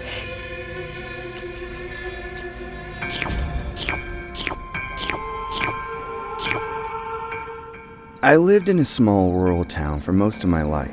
It's the kind of area where everybody knows each other, despite there being miles between most neighbors. I also got a job at just about the only restaurant within a 30-mile radius of my house. The old-fashioned Dairy Queen at the intersection of the two country highways that went through town. The town was so small, in fact, if you needed anything else other than gas, mail, or fast food, you'd have to drive 45 minutes to the next sign of civilization. Since the town I lived in was so small, the business that the Dairy Queen received was minimal at best. It was usually only one person working on any given shift. The manager actually only had 2 other people on staff other than himself, me for the morning shift and another guy for the evening shift. On average, during those days, I probably served about 3 customers per shift. The owner of the franchise knew all of this without a doubt. I always remember him as this depressed old husk of a businessman, with his life's work crumbling away before his eyes. He never tried to hide the fact that he wanted to sell the business, but for the longest time he couldn't find anyone who wanted to buy it, for obvious reasons. But that all changed very suddenly one day. The boss man came into work, and for the first time ever, there was a smile on his face. "I'm finally doing it, sport. I'm throwing in the towel. I'm selling this old hunk of junk and getting it off my hands." "Really? How? Who's the buyer?" "I don't really know, actually. I met him on Craigslist. He said he's a professional savior of failed businesses. Probably some kind of cartel money launderer. Says he'll only do cash, no questions asked. Watch your back around him, alright?" "Alright, man. I don't think anybody's gonna be able to save this place, though." "Well, you see, that's the beauty of the situation. That's not my problem anymore." "True. Good luck in your future endeavors, I guess." "You too, sport. I'm just gonna clear out my office and the new guy will be in tomorrow. He said he's bringing his business partner, whoever that is. I couldn't care less. The wife and kids and I are moving to Florida and getting the hell out of this country hellhole. You should do the same. I know I always said you were my last hope for this place, but you're too young to be tied down to a place like this. Don't do what I did, kid." Those were the last words he ever said to me. They rang out in my head. I couldn't stop thinking about them for the rest of my shift, and even through the night. But I wanted to stay for a little longer, if nothing else than to see what this new guy would be like, and what his plans were for revitalizing the business. To say I was shocked when they arrived the following morning would be a gross understatement. For one thing, the businessman's partner was his son, and the relation was obvious, because they both gave me chills every time I made eye contact with them. I know I'm a country bumpkin or whatever, but these guys were a whole different kind of isolated from society. It was like they were some genetic cross between trailer trash and mountain man, and then inbred for 3 generations. "You'll be working up front with my son Blake. I'll take care of everything on the back end. You shouldn't have to do anything different." That didn't make me feel any better about their business prospects. I couldn't imagine what one person could do to save a business without working their employees at least a little differently. But at least the new boss could speak. I couldn't say the same for his son Blake. In all the hours I worked with him, he never said a word. He must have been legitimately mute. He was able to do everything the job required except for the part where you have to speak to people. But he was never reprimanded for this, and I didn't want to accost a disabled person, so I just worked around it. However, very much despite all these strange aspects of the new management, they were successful. Unreasonably successful. In a matter of weeks, the flow of business through the DQ went from its initial trickle to a slow and steady stream to an absolute madhouse every day. The weird thing about it was that nobody was ordering anything but blizzards. The number of blizzards I served in a day increased from 3 or 4 to 300 or 400, while the grill was never even turned on. Of course, I knew something had changed about the soft serve, and I had to know what. The first time I tried a blizzard from this new guy's recipe, I was blown away. Don't get me wrong, All blizzards are pretty good, but this stuff was like crack. It was sweet, savory, salty, and creamy in all the right proportions, like some master chef stuff. After that, I wasn't surprised when I saw the business continue to grow, with the lines forming around the building even drawing in people from other nearby towns. People I'd never seen in my 18 years in the area. But when I dared to ask what had changed, I was met with intense secrecy. Why do you want to know, huh? So you can steal my secret formula, sell it to my competitors, use them against me in your little business attempt? Back off, Squirt. You're just a service associate. You don't need to know. And if you ask me again, or if I catch you trying to find out, I'll turn you into a strawberry soft serve, you hear me? Okay, no problem, boss. I was confused after that. But instead of deterring me, his strange aggression only strengthened my curiosity. I started to think that he might have been adding some illicit addictive substance. My suspicions grew as another couple weeks went by, and it seemed like literally everybody in the Tri-County area was habitually visiting the DQ every day.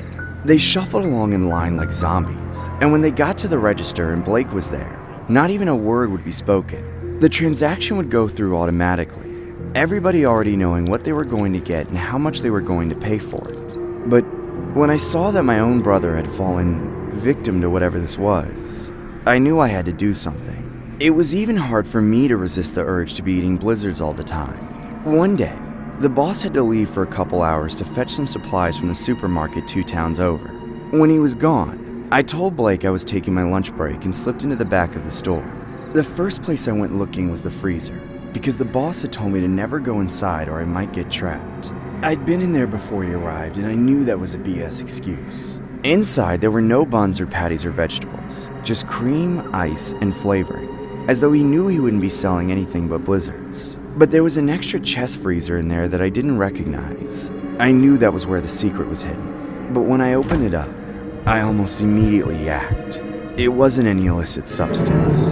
That would have been preferable. Stuffed inside the chest were 3 human bodies, mangled and broken and dismembered.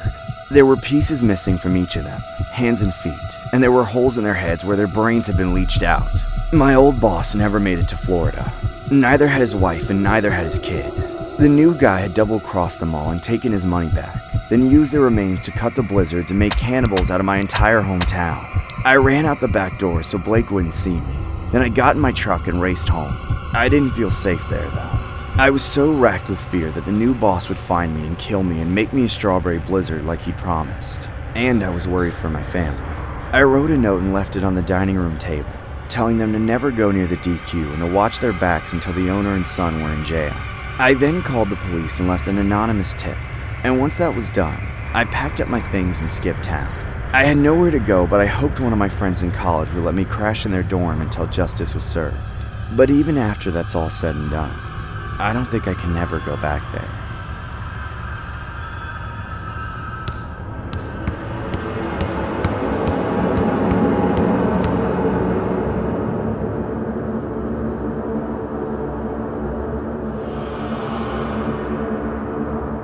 I had a carefree life in Oakland, California. I loved hanging out with friends after work and watching live band concerts, even if it meant pushing against the crowd. But despite my love of parties and music, there was one particular interest that stood above the rest. Posters of him adorned my bedroom walls, filling every corner of the room. This man would be the fantasy of every Golden State Warriors fangirl, and he was none other than Stephen Curry. Who could resist those gorgeous eyes, firm muscles, superb three-point shooting skills, and cunning point guard maneuvers? 70% of the time, I would be there to watch him live, supporting him from beginning to end. Steph was perfect, and everything he did was beautiful. I worshipped him so much that during a game between the Golden State Warriors and the Houston Rockets in 2013, I cornered a Rockets fan who called Steph an idiot. Outraged, I waited for her in the restroom and blinded her eyes with my pen. I stabbed both her eyes over and over again. Then, when it wasn't enough, I pulled on her hoop earrings and ripped them out of her pathetic earlobes. Seeing her cower in fear inside a cubicle made me feel like I had done Curry justice. In 2016, when I found out the Golden State Warriors were up against the Cleveland Cavaliers for playoff season, I highlighted the entire game series on my calendar and watched all 6 games. On June 19th, I went to watch Game 7. I felt eyes creep all over my body as men drooled at the sight of me. I couldn't blame them. After all, who wouldn't notice my close-fitting dress and plunging neckline? Unfortunately, this wasn't for them. This was for Curry. Game 7 was a close fight with 11 ties and 20 lead changes. However, my dear Warriors were defeated by the Cavaliers. It didn't matter to me when they lost the game. And now that the game was over, I had to find a way to get close to Steph. I was on the lower level, close enough to the Golden State Warriors bench. So I gave it my best shot and screamed my lungs out, saying, Steph Curry! Over here! His eyes wandered off across the sea of people, but nowhere near me. So when I failed to grab his attention, I hollered once again. Steph, I love you! Then another girl called out his name in the same row, mimicking the words that came out of my mouth. I wanted to yank her hair, but I couldn't because she was 3 seats away from me. She wore a tube shirt and booty shorts. So when Steph waved at her, it infuriated me. You copycat witch. He's mine. I lunged towards her and grabbed her hair, starting a full-out fistfight in that row. When the security guard noticed, he said, Hey, you two! If you girls got a problem, I have no choice but to take you outside. You got that? I was silent after that and let the trick go. But I was also furious that Steph hadn't noticed me at all. So my next step was to try and meet him up close. However, I couldn't get through a jungle of wild fans, all wanting to gain access to Steph Curry. There were just too many of them. Damn it, I said, wishing that I had bought one of the more expensive tickets instead. All of them wanted to get an autograph. Then one of the girls emerged from the crowd, seeming jovial. After getting what she wanted, she held a jersey in her hand with Curry's signature on it. But she also went the extra mile by having her right cheek signed as well. When I came closer, I recognized her as the annoying Curry fangirl. I lost it then and there. This girl didn't deserve to be happy. And so, as everyone left the arena, I stalked the woman, following her silently as she rode the bus. She got off and strolled through an empty park. It's amazing how human instincts work, because I could tell she felt uneasy. She kept looking back at me, her shoulders rigid and her speed fast. At this point, she had noticed that I was following her. So, without a moment to lose, I ran and pounced like a predator that went in for the kill. I thrashed her head in with a small rock, aiming for the temple with my pent-up anger and frustration. I didn't stop until she bled. She yelled at me and said, Get off of me, you lunatic! Somebody help! Just hand me Steph's precious autograph. Give it to me now. I retorted, convinced she would cave in. All right. Just stop hitting me, please! She said out of shock, but it wasn't enough. So, to bring me satisfaction, I took her bag, threw it to the side, and strangled her.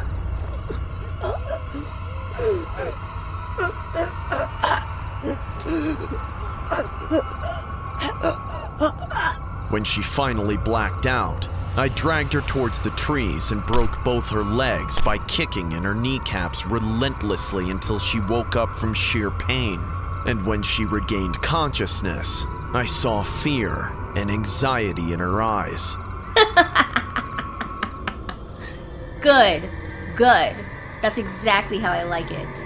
I laughed, deliriously. Just let me go, please. I won't call the cops, I promise. She begged, desperately. Sure, I'll let you go, but not until I get what I want. I said, as I pointed at her. She looked down at the jersey she was wearing and frantically said, I was trying to tell you that you could take it, but you weren't listening to me. Are you sure about that? I teased. She replied, tossing me the jersey. Yeah, just take it and leave me alone already. Okay, thanks. It's not like you have a choice anyway. I snickered triumphantly. You know what? I hate girls like you who always get in the way of me and my beloved Stefan. She began to shed rivers of tears. Hey, stop crying. No one's gonna hear you out here late at night. It's just you and me. I made sure of it. I threatened her, delighted at the turn of events. Oh, and one last thing. I wasn't talking about the jersey. I took out a Swiss Army knife, which I always brought for self-defense, and dangled it in front of her, smiling menacingly. Wait, what are you planning to do with that? She asked, in a trembling voice. Well, you have something more valuable. Then, with exuberance, I gripped the knife and pierced it through the skin on her cheek that had Curry's signature on it, slowly carving it out as she wailed in pain. When I was halfway finished removing the skin, I thought of something a bit more fun, so I decided to bite it off instead. I put the souvenirs inside my bag and took an Uber home. As I went up to my room, I framed the jersey along with the piece of skin, hanging them on the wall where I could take a sidelong glance at Steph's signature every so often as I fantasized about him and I together.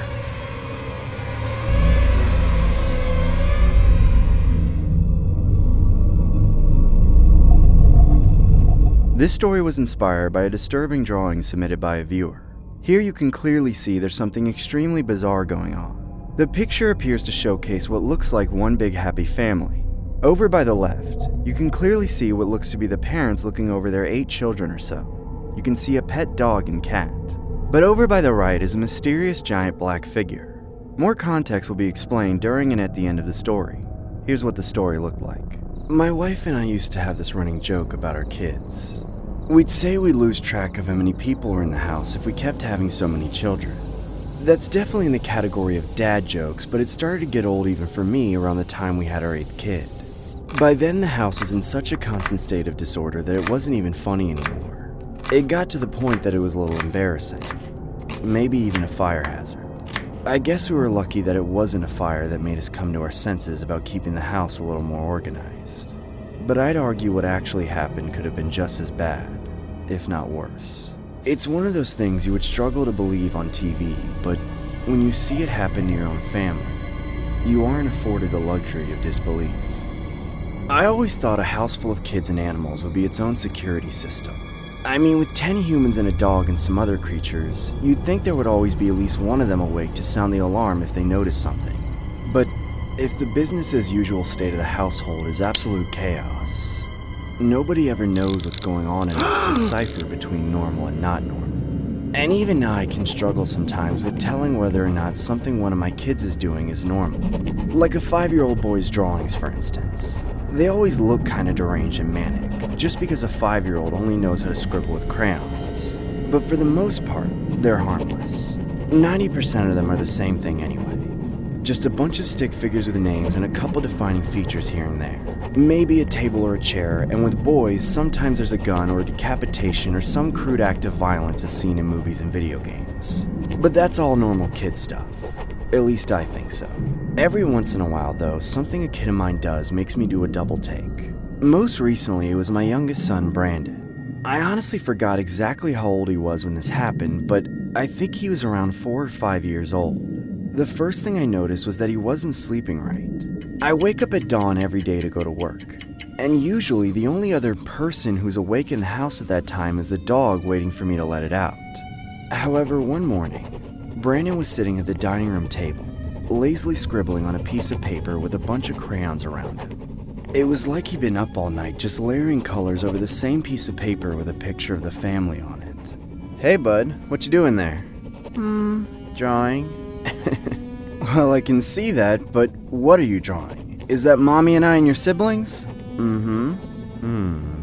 Maybe I'm just a silly old man, but it looks like you drew too many people, buddy. There's only 10 of us, plus the dog and cat and, No, I can count to 10. I'm just drawing my friend, too. Oh, your friend is, pretty tall there, buddy. Where'd you meet them? Here.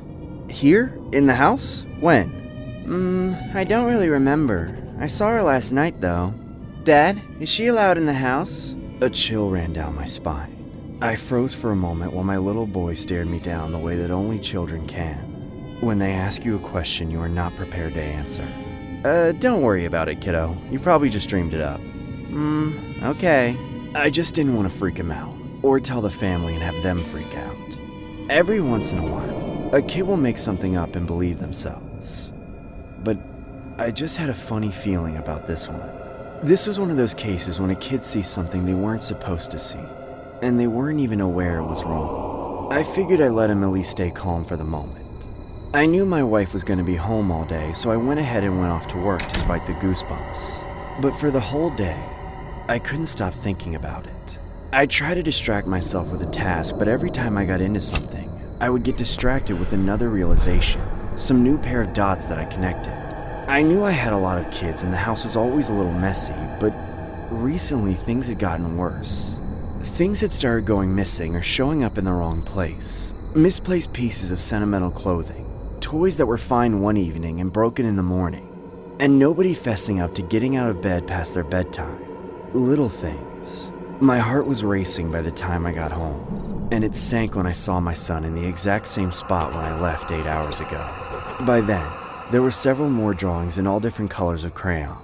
They were all basically the same thing. The classic family portrait, where everyone in the family was one color in one drawing and all different colors in the others. But in every single one, there was a figure in deeply pressed black wax with a distorted face and long, messy hair. That's when I knew I had to do something.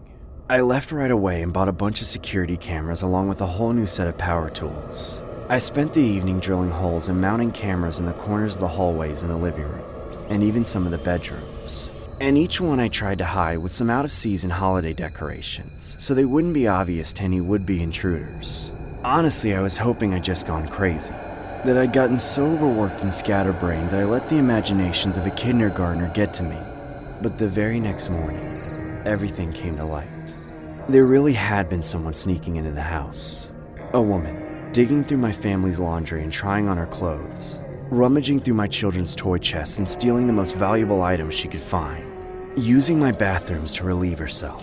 And even eating the food out of the kitchen I worked so hard to keep stocked for my family.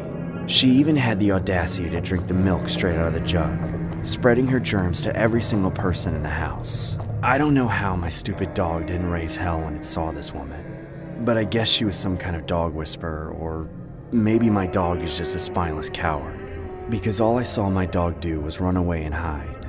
I don't know how, but I guess my youngest son was lying awake one night and caught a glimpse of her. Unsure if it was one of his sisters, his imagination, or something else entirely. Of course, I called the cops immediately and had the woman arrested that night. We made sure she faced the proper punishment of the law. But I still have nightmares about those happenings. I always kick myself, and my wife admits it too. We always think, maybe illogically, maybe reasonably, that if we kept the house a little more tidy, we would have noticed the evidence of that woman's intrusion before it got to that point.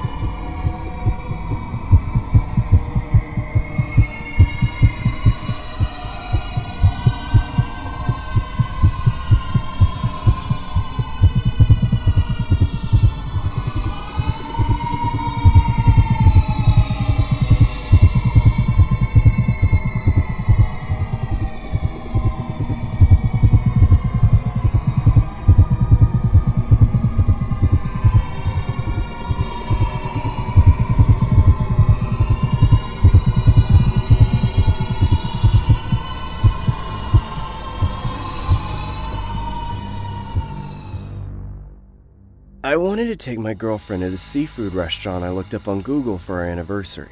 Pictures of large crustaceans flooded the entire website. But what really caught my eye was the picture of a couple. The man was down on his knees presenting a velvet ring box in front of the woman who shed tears of joy.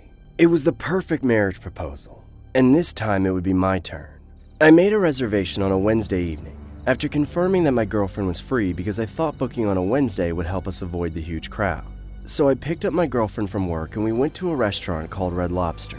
When we arrived there, everything was going smoothly. We were ushered by one of the servers who cordially led us to our seats. The plan was that I would order the most enormous lobsters on the menu, and as soon as we had our meal, I would kneel down and propose to her. As we skimmed through the menu, my girlfriend complimented me for choosing the perfect place, so naturally I was filled with joy, confident she would love my big surprise right at the end. Moments later, a waitress approached our table.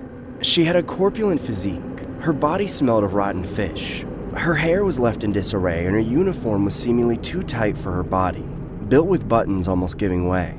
She looked at my girlfriend and me with disgust. Instinctively, I wanted to ask her what her problem was, but didn't really want to ruin the mood, so I let it go. Then, pouting her lips, she said, Let me guess. You're here for this month's special?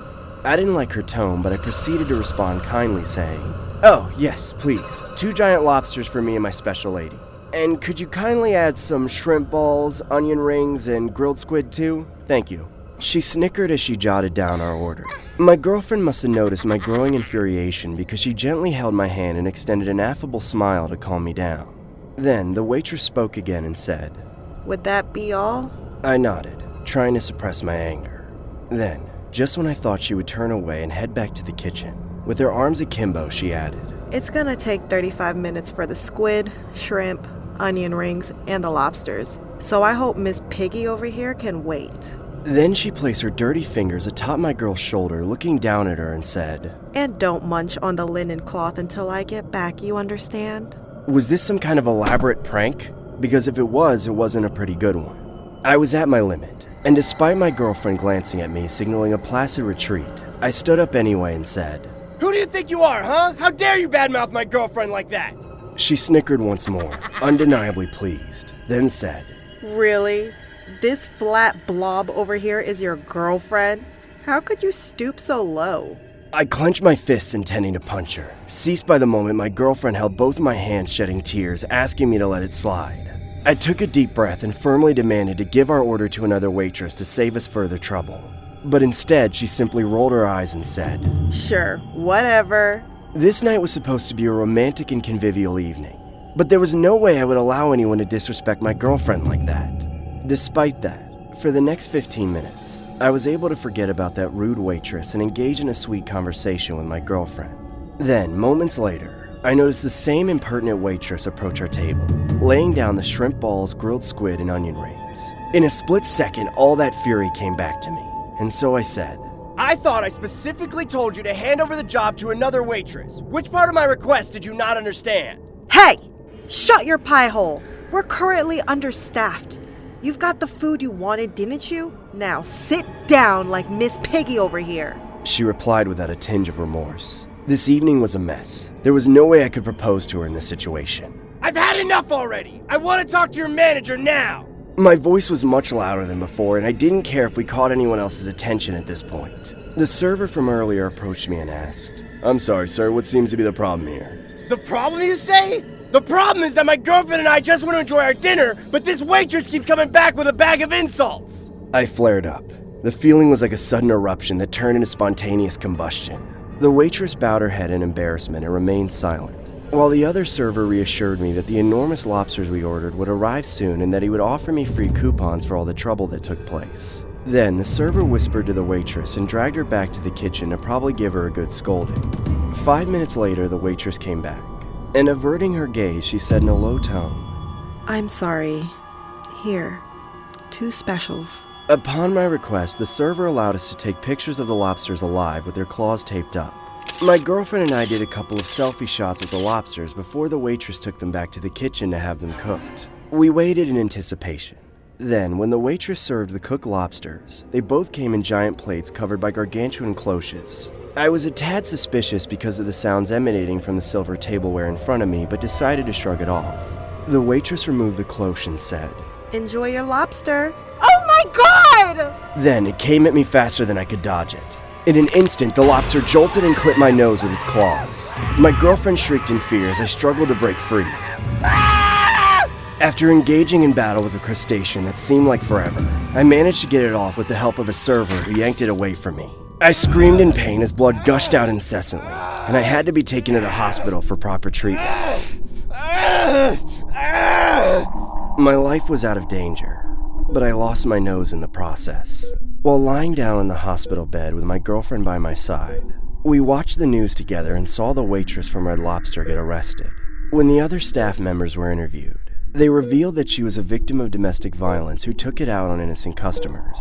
Even if I could still smell the scent of lobsters, I don't think I could ever step into a seafood restaurant ever again.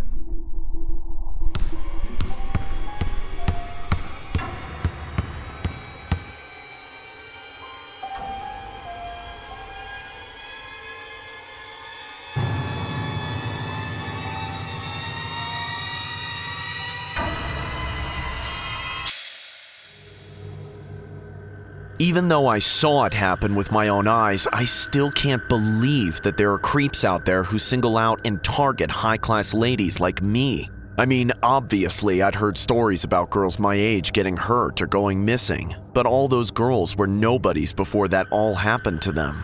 It was what happened to them that made them something. Whereas a girl like me was born somebody. I've got a reputation to uphold, you know? If people found out about this, they'd start to think I was just another brainless floozy, another statistic. But I am no statistic. You do not get to know who I am, but you get to know what I am. I'm a daughter of affluence, and don't forget it. My daddy owns a multinational corporation, and my mom's a doctor. Big brainiacs, both of them. And they use their smarts to make sure I'd be able to continue in their footsteps. And I'm working on that now. I'm going to school so I can become the next richest woman on the planet and make my parents proud. But a few years ago, back in like 2018, I was a little more carefree. I had a lot of freedom, and I still do, mind you, but back then I was taking full advantage of my privileges. My parents basically let me do whatever I wanted with the allowance they gave me, and you can bet that it was no pittance. My friend and I, for the sake of keeping her real name out of this fiasco, will call her Kayla. We both loved basketball. Well, more accurately, we loved the basketball players. The Toyota Center in our home city of Houston was gearing up for the playoffs, and we'd nabbed courtside seats for the home game, which meant we'd be getting all the eyefuls of the NBA stars that we could ever want. We were getting hammered before the game even started. People call it pre-gaming, but that's where the fun really starts. At least that's what we thought. Because when we got out of the Uber, made our way through the crowd of the stadium, and sat down, we realized that our seats were more than just courtside. They were about as close to the benches of the Houston Rockets as the general populace could get. We could almost smell the cologne and sweat wafting over from their bodies, and I'm getting giddy just thinking about it now, so you can probably imagine how hard my friend and I were swooning at the time. On top of that, we basically always had some kind of intoxicating beverage in our hand at all times, trading them in for fresh ones every chance we got. We weren't even paying attention to the game. I forgot there was a ball and basket altogether. I couldn't take my eyes off the players, but by halftime, my vision started to get a little blurry from all the drinks. Around that time, Kayla ran off somewhere. I have to use the bathroom. You let me know if anything happens while I'm gone. Okay. I'm just gonna chill here for a little while. Admittedly, I'd gone a little too hard with the drinking that night, and in that moment, it was catching up to me. I couldn't really see any of what was going on, and all the noise in the stadium just sounded like a bunch of bubbles underwater, totally indecipherable. I had no idea if the game had even started back up yet, or if it was already completely over. Even though I did have to pee, and I probably could have been well served by some sickness in the bathroom, I decided the best thing for me to do was stay in my seat and wait for Kayla to come back. And of course, while I waited, I continued to drink. But before Kayla returned from the bathrooms, which were way up the steps of the stadium, a man came up to me. I was very faded and couldn't see him in detail, but I saw that he was very tall with a big beard and a frohawk, which, for me at the time, was enough to make him look like James Harden. Hey, are you James Harden? His voice was so deep and silky. I shivered when he spoke. Of course I am. Who else would I be? What? I thought you were in the locker rooms for halftime. My team is in the locker room, but I'm free to go wherever I want. And I had to come talk to the girl who's been giving me the bedroom eyes this whole time. I have to say, you're even more beautiful than I thought you'd be at a glance. Why don't we ditch this scene? Maybe come with me to my mansion. But, James, what about the game? It's a lost cause, but if you'd rather stay and watch the Rockets lose, I could always find another thought. I mean, I thought you would want to leave with me, but I guess I'll find someone else. No, wait, James. Don't be that way. I'll come with you. Just give me a second to stand up. I'm really... Before I could finish that drunken mess of a sentence, he grabbed my hand and held onto it with a firm grip as he escorted me out of the stadium. It was really hard to keep up with him. Not only did he have long legs and a stone-cold sober attitude, but he also seemed to be in a real rush to leave for some reason. It didn't take long for me to get my first red flags. Instead of going into the special garage that I thought existed for the athletes, we went into the regular garage where all the fans parked. Not only that, but he had a really lame car. It was just some cheap old Toyota. Unfortunately, the walk was doing the opposite of sobering me up, somehow pushing more alcohol through my system. I either blacked out or passed out for several minutes, because the next thing I remember is speeding down the off-ramp of a highway, then turning onto some random dirt road in the woods. Wait, what's going on? Where are we? My mansion, of course. But this is all just woods. What are you talking about? Well, I didn't lie to you. This wooded area is what I call my mansion. Suddenly, a lot of things started clearing up. A rush of panic and adrenaline sobered me up enough for me to actually start having some logical thoughts go through my head. I could see better, too. And this guy didn't look anything like James Harden. I quickly realized that the real James Harden would never abandon his team halfway through a game, let alone a game as important as the playoffs. I began to feel sick, both the hangover and the realization all dawning on me at once. I'd been duped by some rotten imposter, and only God knew where he was taking me. That's when I felt my phone buzz. I pulled it out of my purse and saw that Kayla had been texting me. Where are you, girl? Where'd you go? Hello? James Harden just threw a free throw and you missed it. The game's almost over. Don't make me go home alone. That's when my instincts took over. I unbuckled my seatbelt and jumped out the door while the car was still in motion. He was going over some gravel road which bruised and cut me all over. He slammed on the brakes to try and come back and get me, but I was already rolling with the momentum and getting onto my feet, running straight into the woods where he wouldn't be able to drive after me. I had no idea where I was, but I knew it was nowhere good. I ran in the general direction of the highway we'd just gotten off of, traipsing through a number of weakly blazed trails. I wasn't thinking about it at first, but then I was forced to realize what had made these trails. Every once in a while, I saw a body. A dead body of another young girl that used to be pretty before death and decay got to her. Some of them were putrid and hollowed out like they'd been there for weeks, but others still were shockingly fresh, as if they'd been killed just a few days ago. This man had to be a serial killer. God knows I didn't stop to inspect them. I couldn't hear the murderous imposter chasing after me. It took what felt like hours before I got back to the highway. From there, I got to a different road and called up another Uber and made my way back to Kayla's house. She was the only one I ever told about this ordeal, until now. But after all that aftermath, I still attend NBA games till this day. I just make sure my cup is non-alcoholic, as I don't want to encounter another hardened imposter again. Hey LeBron, I'm your biggest groupie. Fan. I hope you can hear my cheers. I'm a masseuse at a therapeutic massage parlor.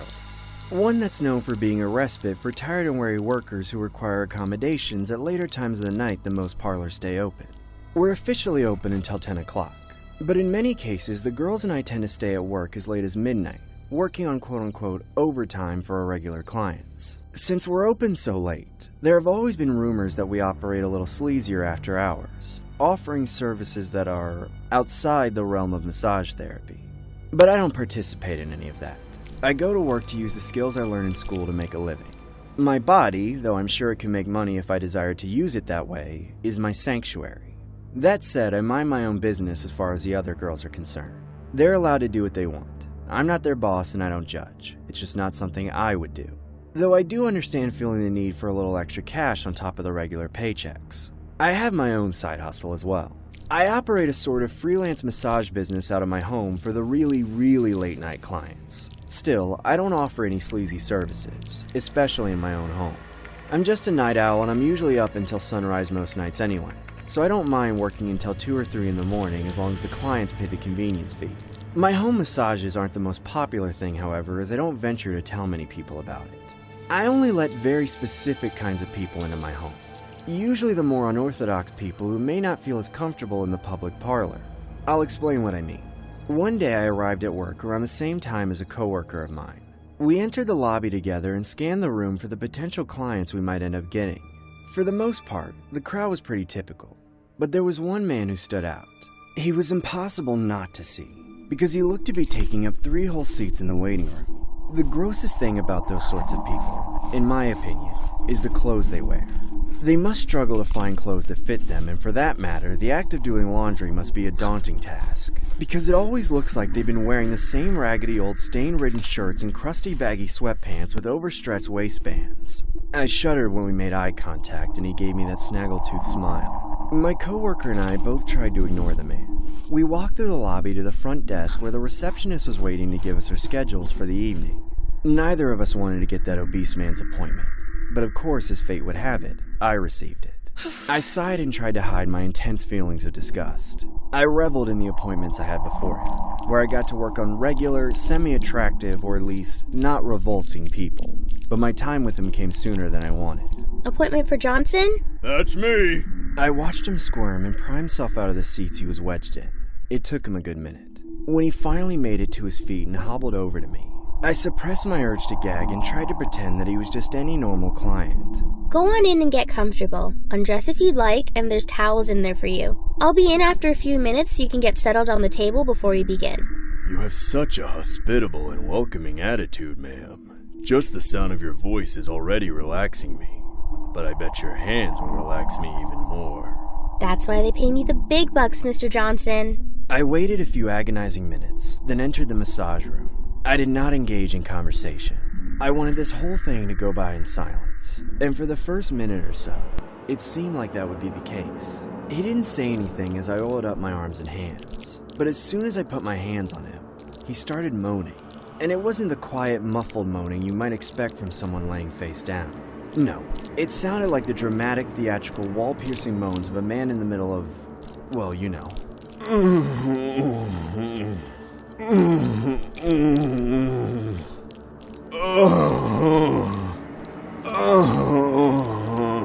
Sir, please try to be respectful. I'm sorry, baby, but it just feels so good. Well, at the very least, keep it down so the other clients can't hear you. There could be kids out there. You're right. This'll stay between you and me. Thank you.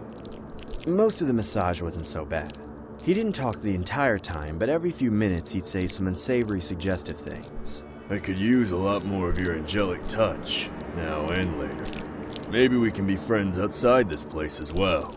Nope. I just had to keep shutting him down. All of his advances were verbal in origin, so it was easy to keep my cool. His body was a vile, swampy mess of mold and sores on an ocean of fat, but I can massage anybody. I had a strong enough stomach to work on him, at least within the confines of my job. I just don't know how people can live like that. It honestly just makes me sad. I was very excited to be over with it. Looks like that's all the time we have, Mr. Johnson. Oh, what a shame. Over so soon? You think you could finish me off with a little something? Ugh, give me a break, bud. It just ain't gonna happen. I'm a masseuse. I'll massage you for payment, nothing else. Well, I really could use some more massaging. There's a lot of me to work on. You know what, John? I also do massages at my house. I'd be happy to do another session with you in about 2 hours? As long as you understand that it's just a massage, alright? That sounds divine. But wait, don't let me forget to tip you. I set up my massage table in the living room. At about 1:30, he rang the doorbell. Welcome in. I'd like to begin as soon as possible, so let me just get a couple of things out of the way. I need you to sign this agreement form for record-keeping purposes. I just do this to make sure I don't get scammed. You understand? Great. Now here's the menu. Look it over carefully and tell me what you'd like. John then scans the menu of specials, which included stuff like 30-minute or 1-hour specials, the Japanese special, but of course, John, like many past clients, would request the happy ending special, baby. That's what I want. Very well. Get comfortable. And you'll need these, for the happy ending. I left him alone in the room, knowing that he was on the other side of the door, stripping down to nothing but an XL towel around his waist, and most importantly, blindfolds over his eyes. Sure enough, when I came back in, he was already laid on the table, face up this time. I could see plainly through the towel that he thought he knew where this was going. He didn't have the slightest clue. My razor-sharp axe went through his flabby flesh and into his precious arteries and trachea. And of course, I couldn't swing the axe just once. I had to see just how many pieces I could chop him into. To this day, I'm still baffled that people ask for my happy ending special, despite not even reading what it entailed.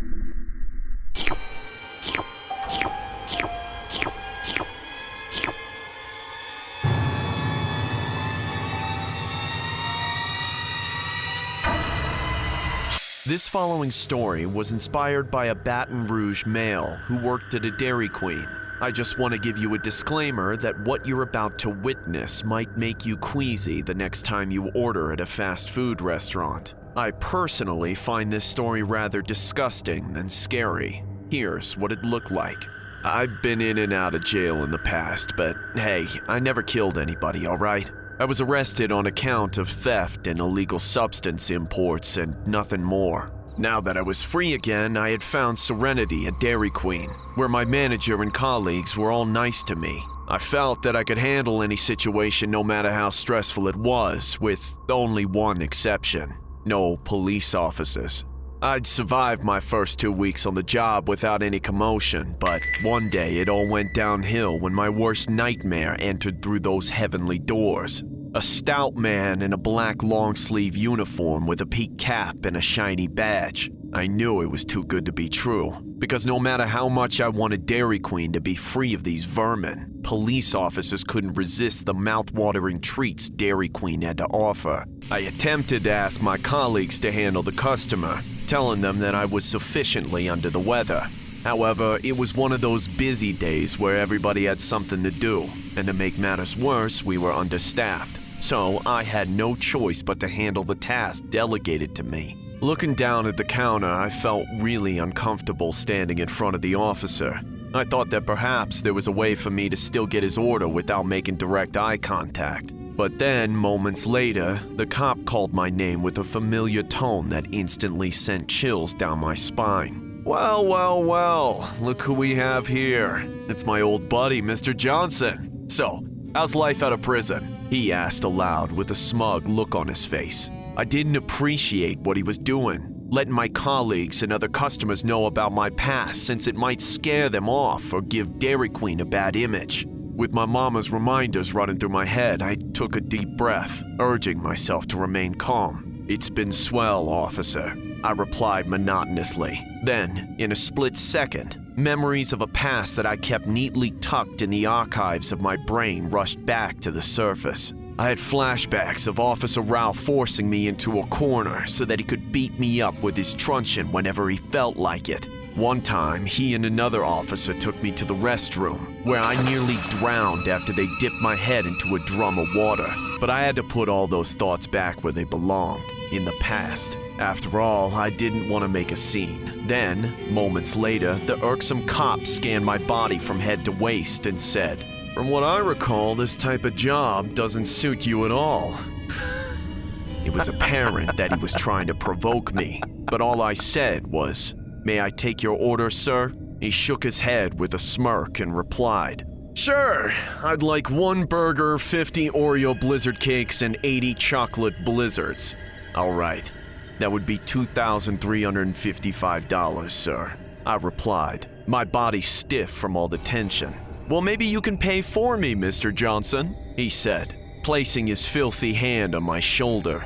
You know, for old time's sake. I wanted to justify my rights in the immorality of his ways, but he sensed that I wanted to retaliate. Officer Ralph tightened his grip, pulled me close to him, and whispered in my ear, saying, "Know your place, boy."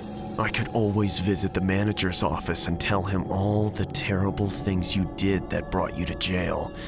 I guess you never told him about it, right? Clenching my fist to control my anger, I replied, "If that's all, I'll take your orders to the kitchen staff and get them ready." "That's more like it," Officer Ralph said, as he chortled delightfully. Going back to the kitchen, I handed over the orders of ice cream cakes to my colleagues. Then, while one of them was on break, I took his place at the hamburger making station and began to cook. Recalling all the horrible things he did to me in prison, I knew of a way that could mitigate my growing apprehension. I knew that there were eyes on us in the kitchen with multiple cameras at every corner, so I had to be tremendously cautious. While the patty was being grilled, I took the bun, positioning myself off camera, and spat on it, leaving behind a clear greenish blob of saliva. It gave me such relief that I chuckled at the thought of him eating that burger. Then, I went back to the grilling station, took the patty and placed it neatly inside the bun before wrapping it. When it was finally time to give this customer his food, he came to the counter, took 1 Oreo blizzard cake and started mashing it with his bare hand, eating the sponge and licking off the ice cream from his fingers like a pig, displaying a pompous attitude. "It feels so good having this much food for free, Mr. Johnson. I think I'm gonna drop by this place more often," he teased me, like the bully that he was. "You're gonna regret this," I said in a low tone. "Did you just threaten an officer, Mr. Johnson?" he said, his posture straight and his tone condescending. "It was nothing. Forget about it." I recoiled, looking down at my hands on the counter. Then, as he returned to his seat with his burger and cakes, I watched him from my peripheral vision as he took a small bite out of the burger. As soon as I turned my back, I heard him scream. "What the hell is that? What the hell did you put in my burger?" He marched back to the counter, calling out my name, saying, "Mr. Johnson, is this your saliva on my burger bun?" I didn't utter a single word, but I looked at him menacingly, and he immediately caught on. So he stepped back and spoke to someone on his radio, then asked me to come quietly to his car. "All right, Mr. Johnson, you're under arrest for your poor conduct and despicable act, so please put your hands behind your back and step out of the counter," Officer Ralph demanded. "Hey, I know my rights, okay? Since you have no proof that my saliva is on your burger bun, I'm staying right here," I replied, confident that I could get away with it. However, 2 other officers came in and forced me into submission as I resisted as long as I could. When we arrived at the police station, they reviewed the surveillance footage and caught me spitting saliva on the bun. Just like that, I was behind bars once again for mingling harmful substances and resisting a cop. Hey, I'm just glad I wasn't charged with attempted murder and that officer isn't dead. You see, I later admitted to the law enforcement that I had several diseases, which would have made that night his last time at Dairy Queen.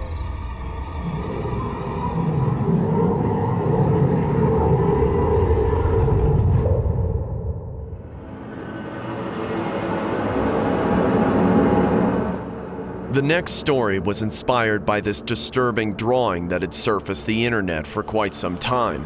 It, of course, involves a female named Valerie, who discovers a very unsettling drawing upon some kid's nightstand she was looking after. You won't believe what went down that night, as Valerie was literally trapped in a house of horrors. Here's what it looked like.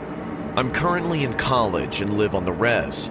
When I come home for the summer break, I take on odd jobs from house sitting to babysitting. just to bring in some extra cash to save up for the fall semester. I've been babysitting every summer since I was 15, so the families in my hometown were quite familiar with me. I run an ad on Craigslist for my services, so I was accustomed to getting calls from all sorts of area codes. Unfortunately, business was running a little slower than usual, but through word of mouth, I was recommended to babysit for this new family that had moved into town. They had a son named Lucas, who was around the age of 7 and needed to be looked after every Friday. They were posh and elegant folks that lived in a large upscale house. The father was some successful lawyer, and the mother was some young broad that probably reaped all the rewards from that guy. Over the next couple of Fridays, I had gone to babysit Lucas at their home. The job was quite laid back. The kid was well-mannered and easy to watch. He was punctual when it came to his bedtime, and after reading a couple of bedtime stories of his choice, he was out cold. The parents came home, paid me, and off to my house I went. Considering the family paid me an incalculable amount for just a few hours on a Friday night, I usually took any offer they threw in my direction. But one day, the mom called me and pitched an unexpected offer that went against my policy. Hello? Valerie, it's Mrs. Holloway. I've got another job for you. Mr. Holloway and I will pay you a flat rate of $200, but we need you to stay the weekend with Lucas. Oh no, I'm sorry, Mrs. Holloway. I don't do overnights. Are you sure? What if we offered a flat rate of $400? I was hesitant in taking the offer, but the money she was offering was inconceivable. I'd be an idiot to pass up that opportunity. I agreed to bend my rules for them as Lucas was easy to take care of. The weekend came and I packed a suitcase to get me through 2 days. Mrs. Holloway gave me a walkthrough on how to use the appliances in the kitchen for when I cook food for Lucas. She was even going to show me the guest room where I was going to settle in. The couple eventually left and it was just myself and Lucas. I asked him what he wanted to do and he insisted on spending time in his bedroom drawing. I remember leaving his door open while I went to the guest room across from his and began watching TV. I checked in on Lucas every half hour to an hour or so, and found it rather strange that the kid wanted to spend all his time drawing, considering all the video game consoles he had in the living room.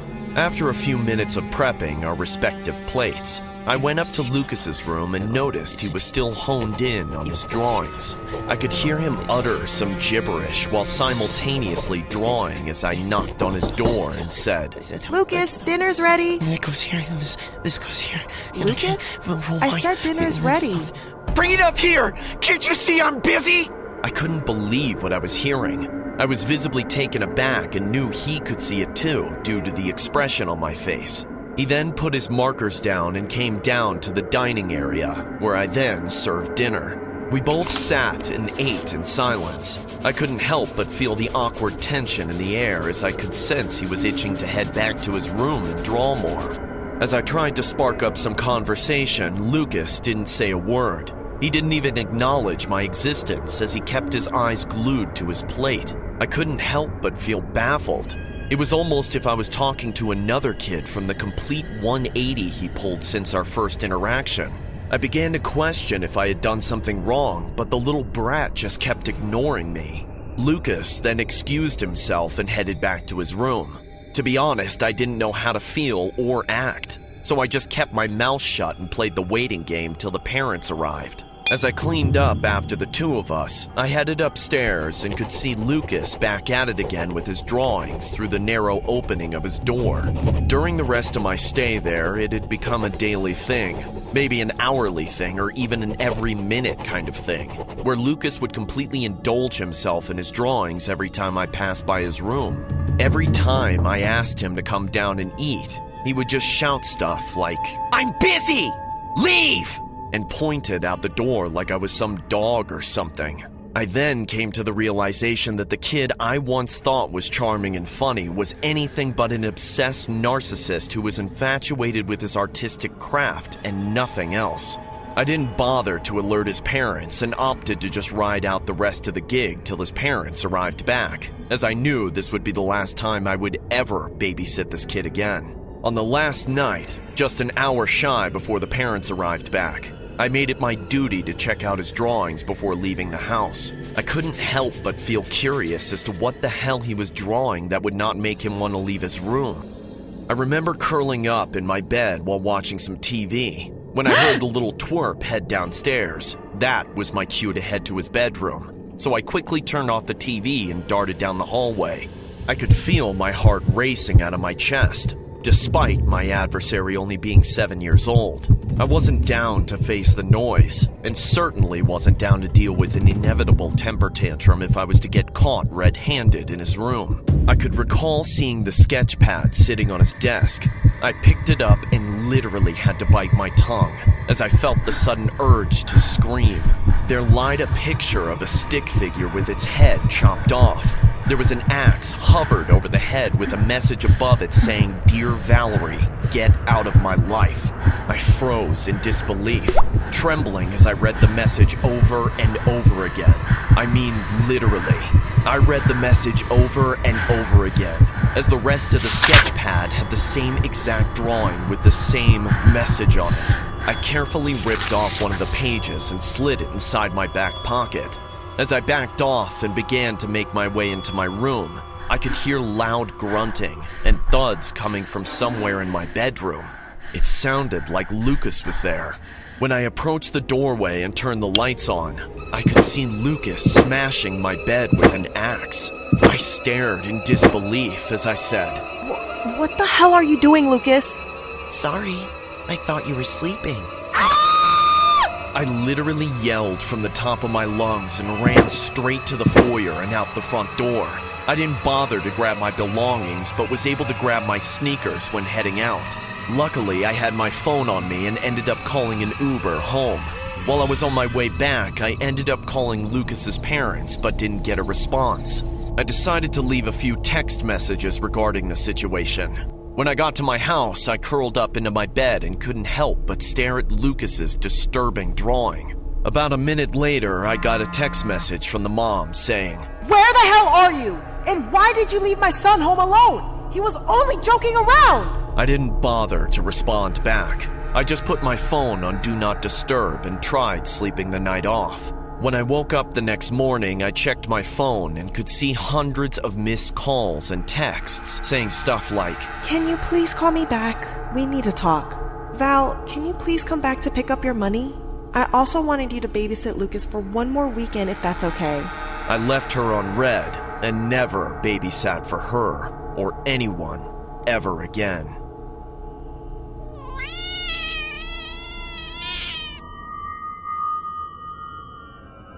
We had plenty of customers during the day, and they were all regulars. I own a massage parlor, which has been around for about 5 years now, and one of my best employees was Lizzie. She had long brown curly hair, wearing a floral dress when she first came to apply as a massage therapist. She had prior experience in this line of work, which was definitely a plus. But apart from her skill set, her cheerful and vibrant personality instantly convinced me to hire her. One night, an hour before closing time, I facilitated one of our new staff at the cashier counter when an odd-looking customer with a large duffel bag came in. He had scruffy hair like he hadn't showered in days. His eyes were red, probably due to over-fatigue, and his shirt, for some reason, was inside out. I didn't want to be judgmental, and so I asked, How can we help you, sir? Would you like to try one of our new services? He didn't answer. In fact, he seemed to be surveying the area, but for reasons I couldn't fathom. Then, out of the blue, Lizzie approached me from behind and asked, Miss Rachel, I think we're out of Sacred Earth lotion. Could I drop by Walmart to buy some? As Lizzie and I were talking, I could see from my peripheral vision that the man's eyes were all on Lizzie, scanning her from head to toe, drawing a malicious grin as he drooled. I could tell that Lizzie was feeling a bit anxious, and I couldn't blame her. The man was disgusting.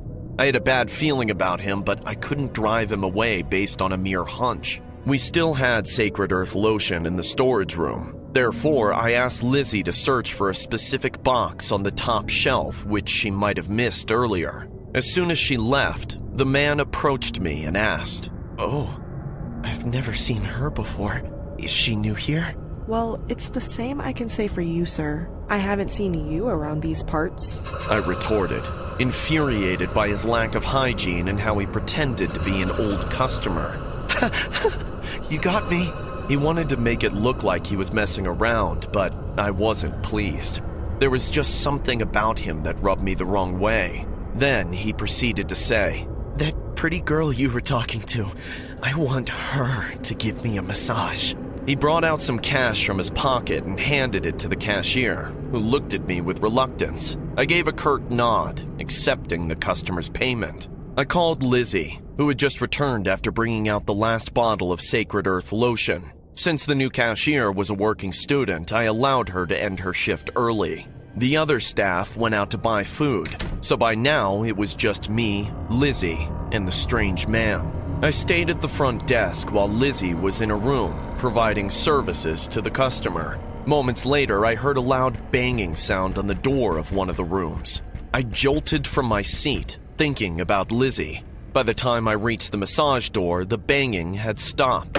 I tried to open the door, but the door was locked from the inside. I had several keys in my pocket. As I frantically searched for the right key, I heard Lizzie's muffled voice through the door, screaming. As soon as I unlocked the door, I entered a room that made me nauseous. There was a pool of blood on the floor, and the man was standing 2 meters away from me, holding a pistol in his right hand, aimed directly at my head. His eyes were round and furious, while his entire body trembled in anger. When I saw Lizzie, she was still conscious. However, she was losing a lot of blood at this point. Her legs were cut off from the calf down to her toes, including her hands. While looking at the deranged man, his left hand held a machete drenched in blood. Lizzie attempted to speak despite the pain and said, I'm sorry. Please, just let us go. Don't do this. Please. The man gripped his machete, gave a stern sidelong glance, and replied, Sorry? I wanted to spend more time with you, but you called me a freak. How dare you? Do you know what I do to people who don't give me what I want? I take it back. It won't happen again. I swear. Lizzie begged. Suddenly, the man briskly walked towards poor Lizzie. Lizzie screamed out my name. Miss Rach! Then, in a blink of an eye, her head was chopped off, rolling on the floor until it came to a halt. Silence filled the room for a brief moment, and her once vibrant eyes were now empty. My heart was pounding fast. I wanted to holler out loud, but with Lizzie gone, the only remaining target was me. We could talk about this. Maybe I can help you, I said, raising my hands in the air, letting him know that I meant him no harm. His eyes were glaring at me, like he was blaming me for what had happened. All I wanted was for her to come with me, but she said no. It's always no. I'm sick and tired of this. I understand, but... My voice trembled as I pretended to console him. Then, as he took Lizzie's head, he said with tears and apathy in his eyes, I decided to cut her entire body piece by piece, because that way I could take her home without complaints. You know, it was perfect until you came in and ruined everything. Without a moment to lose, I ran out of the room as he fired the pistol twice. Then I heard him growl and say, What the hell is wrong with this gun? He dropped the gun and went after me. I blocked his path with chairs, but despite the obstruction, his rage was enough to push the chairs aside until he caught up to me and yanked my hair. I dropped to the ground. Then he pulled me by my wrist, and with his machete, he sliced off my hand. I bellowed in pain as blood poured out. As he aimed for my head, I kicked him on the leg, where he lost his balance, dropping the machete. Then, I lunged forward and got a hold of it, stood up, used every ounce of my strength in my body, and chopped his head off. For a moment, I stared at the lifeless body in front of me, unable to think straight. Then, I made that 911 call. Officers and emergency care assistants arrived at the scene, but when authorities tried to ask me questions, I was too terrified to say anything. Months after the incident, I still had nightmares of that gruesome evening.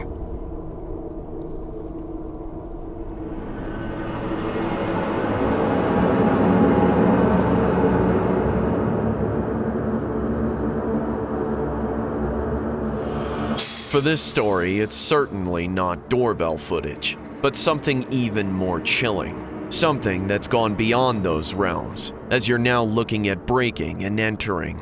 Here, you can see the perpetrator clearly lurking within this individual's household while they're asleep. The next story was inspired by this very chilling case.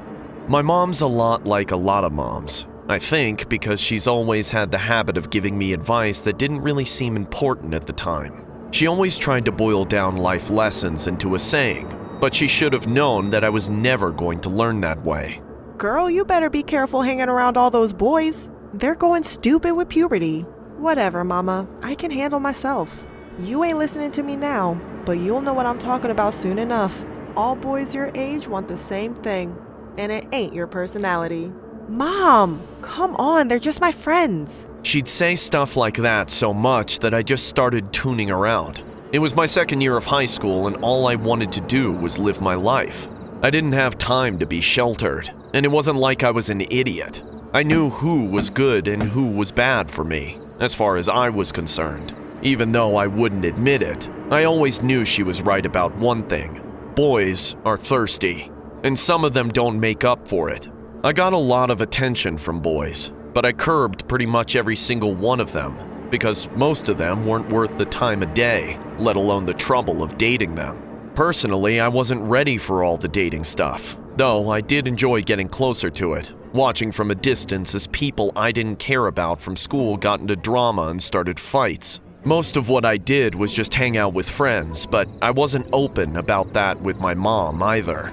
I knew she wouldn't approve of the way we liked to hang out. It was hard to keep it from her though. She can be overbearing, asking me all sorts of questions every time I got home from hanging out. Where you been all night? I was worried about you.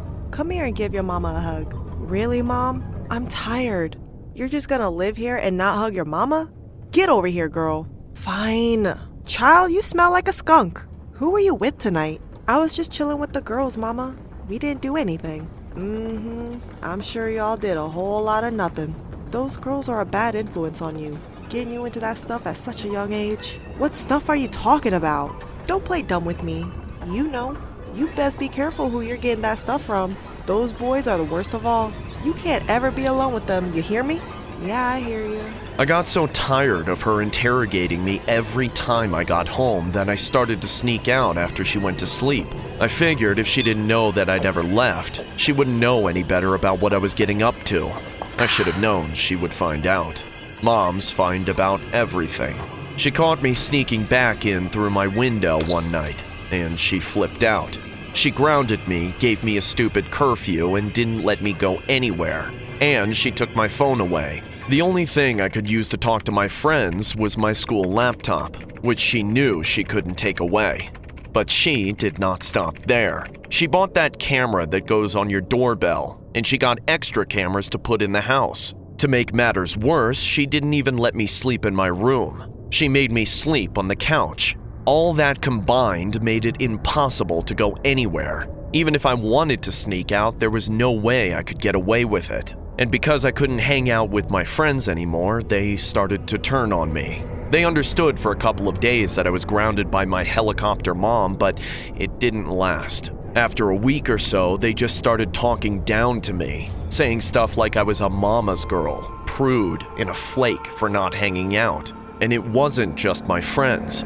It seemed like it was everybody I knew, boys included. And even some of the boys that I've curved were coming back into my DMs just to diss me. That made me mad as all get out. But the worst part of it was that it made me realize my mom was right about who I was hanging out with. Sure, they were cool when we were hanging out together, but as soon as my back was turned, they started talking smack. And then when I tried to talk to them, they were all full of vinegar. Like I was totally replaceable to them and they didn't want to even hang out with me anymore. That, or they wanted something from me and they were mad because they didn't have a chance to get it anymore. But it didn't end there. Those cameras my mom put up in the house never caught me sneaking out. I was going to wait for her to chill out before I tried anything, but what ended up happening made it so that my mom would never be chill again. I was sleeping on the couch, kinda half asleep because it wasn't too comfortable, and I was all mad about my friends. Every once in a while I'd open my eyes, and the only thing I could see in the darkness of the living room was the red light on the camera that was watching me. It made me so uncomfortable knowing that at any moment I could be getting watched by my mom on the other end of that camera. As it turns out, that was the least of my worries. One of those times I woke up, I looked straight up and saw a creepy-looking figure standing over me. He was slouched inside of a hood, staring right at me. For a moment, that felt like a lifetime. My blood went cold, and my body froze. I didn't know what he was going to do. I guess you ain't got money no more, but we can work out a deal for a quarter. Mom! There's somebody in the house! Call the cops, Mama! The creep bolted off as soon as I hollered. My mama was up in a flash, running into the room with a big old flashlight. I'm sure she would have loved to beat over the kid's head. Boy, she fawned over me something fierce. I really was scared from the shock when I woke up, but after a minute or two, I wasn't shaken. I continued to act scared though, just because I figured that's what my mom expected. She had the police come out and they asked me all their questions. Then the news heard about it and came through with all of their questions. But honestly, by then I didn't care. I told them all the same thing, that I didn't recognize him. But I think he went to my school. The truth is that I know exactly who he is. But I didn't tell that to anyone. That would just be more trouble for me than it's worth. I made sure to give that creep a piece of my mind in my own way. My mama taught me how to do that just fine. To be totally clear, my mom ended up being right about a lot of things. Her and I got a lot closer over this experience, but not much has changed. I listened to her advice a lot more, but I sure ain't gonna let some lanky deadbeat scare me out of living my life the way I want to. Home security cameras here captured a video of a stranger standing directly over a sleeping teenager in Kansas. Take a look.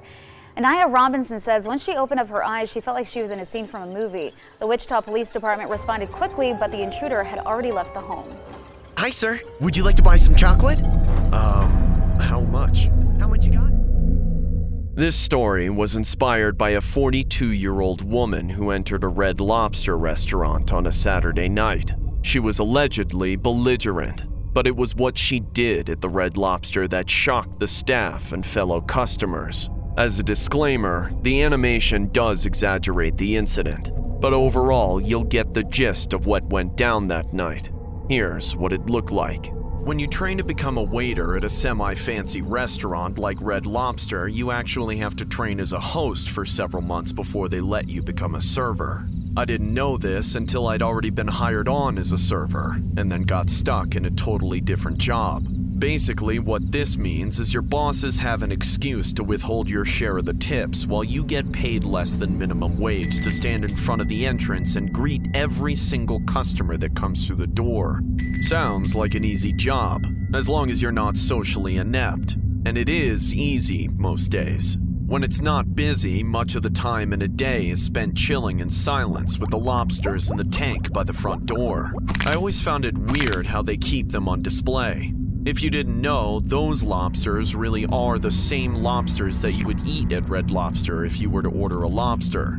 Every once in a while, someone from the kitchen would come by and pluck one out, then abduct it back to the kitchen to be boiled alive and served on a platter. It sounds silly, but when I was working as a host at Red Lobster, it was hard not to get attached to the little guys. Most of the people that come through the door treat the host like a robot, and the servers all basically acted like I didn't exist unless they needed something from me. The lobsters in the tank, though, we had an understanding. I was mindlessly waiting for the clock to hit quitting time so I could be freed from my prison of employment. and they were waiting for their claws clammed shut to be put out of their bland, overcrowded misery. Obviously, the lobsters and I were in very different situations, and I guess I sounded crazy talking this much about shellfish, but all this imaginary friendship with the lobsters was born out of a psychological necessity. The monotony of being a host at a restaurant can be soul-crushing, especially when combined with the fact that you're forced to be nice and chatty with people who obviously don't care about you at all. It can get disheartening at times, being around so many people for so many hours, yet feeling like you haven't been acknowledged as a living thing a single time the whole day. But every once in a while, something so amazing happens that it makes every previous mundane hour totally worth it. I think about this day a lot. It was a pretty average Saturday in November, getting later into the evening. Late enough for a good portion of the customers coming through to have already become intoxicated by the drinks they had at whatever work party, backyard barbecue, or tailgate they had just left. Red Lobster is a popular spot for the drunk and middle-aged. It's like getting drunk food at Taco Bell for college students, but for older folks. It was getting to be very busy, and I had to watch the tank that was full of lobsters at the start of the afternoon slowly get whittled down until only a handful were left. That's when she walked in. Walked in isn't even the right term. She stumbled in so unhinged and flat-footed that the whole restaurant turned to look at the commotion she made just by coming through the door. She pushed several people out of the way and clambered up to the hosting stand, almost knocking it over with her momentum, reeking of strong spirits in a midlife crisis. I need a table. There's going to be about a 30 to 45 minute wait before any tables are available. Will that be all right? No, that won't be all right. I said I need a table. What's wrong with you? I'm sorry, ma'am, but there are several parties waiting ahead of you. You will get a table if you wait. I gestured to the crowd of people waiting just inside the front door. The crowd of people she'd just barreled through a few seconds ago. She turned back to look at what I was pointing to, then acted like she hadn't even noticed them until this moment. What? Well, screw those people. I'm the biggest fan of lobster in this whole freaking city. At this point, the woman had started to use obscenities quite liberally, and more than loud enough to be heard over the background noise of the restaurant. The customers around us began looking on with disdain, and that's when the situation caught my manager's attention. Ma'am, if you can't calm down and wait like everyone else, I'm gonna have to ask you to leave. Why don't you suck on my spit, Mr. I'm holier than thou? All I wanted was a damn lobster, but you and all your Poindexter little busboys keep getting in my way. All right, that's enough. I'm calling the police to have you removed, you disrespectful wench. There was a gasp of silence, a moment of utter shock. I knew this situation had escalated rather quickly, but to hear my manager say something like that to a customer, even under his breath, I just never expected it from him. Maybe he'd been having a bad day, or maybe he and this woman had a history I didn't know about. But it didn't matter. Everyone in the restaurant heard it, and he would never live it down. And unfortunately, though she was so lost in the sauce that she could barely walk, the woman was able to pick up on this breach, and it empowered her even further. Disrespectful? You think I'm disrespectful? Oh, no. What's disrespectful is making a woman go hungry, denying her the right to eat when the food is right there. It's right there. You know what? I don't even need all this. I don't need a table or someone to kiss my ass.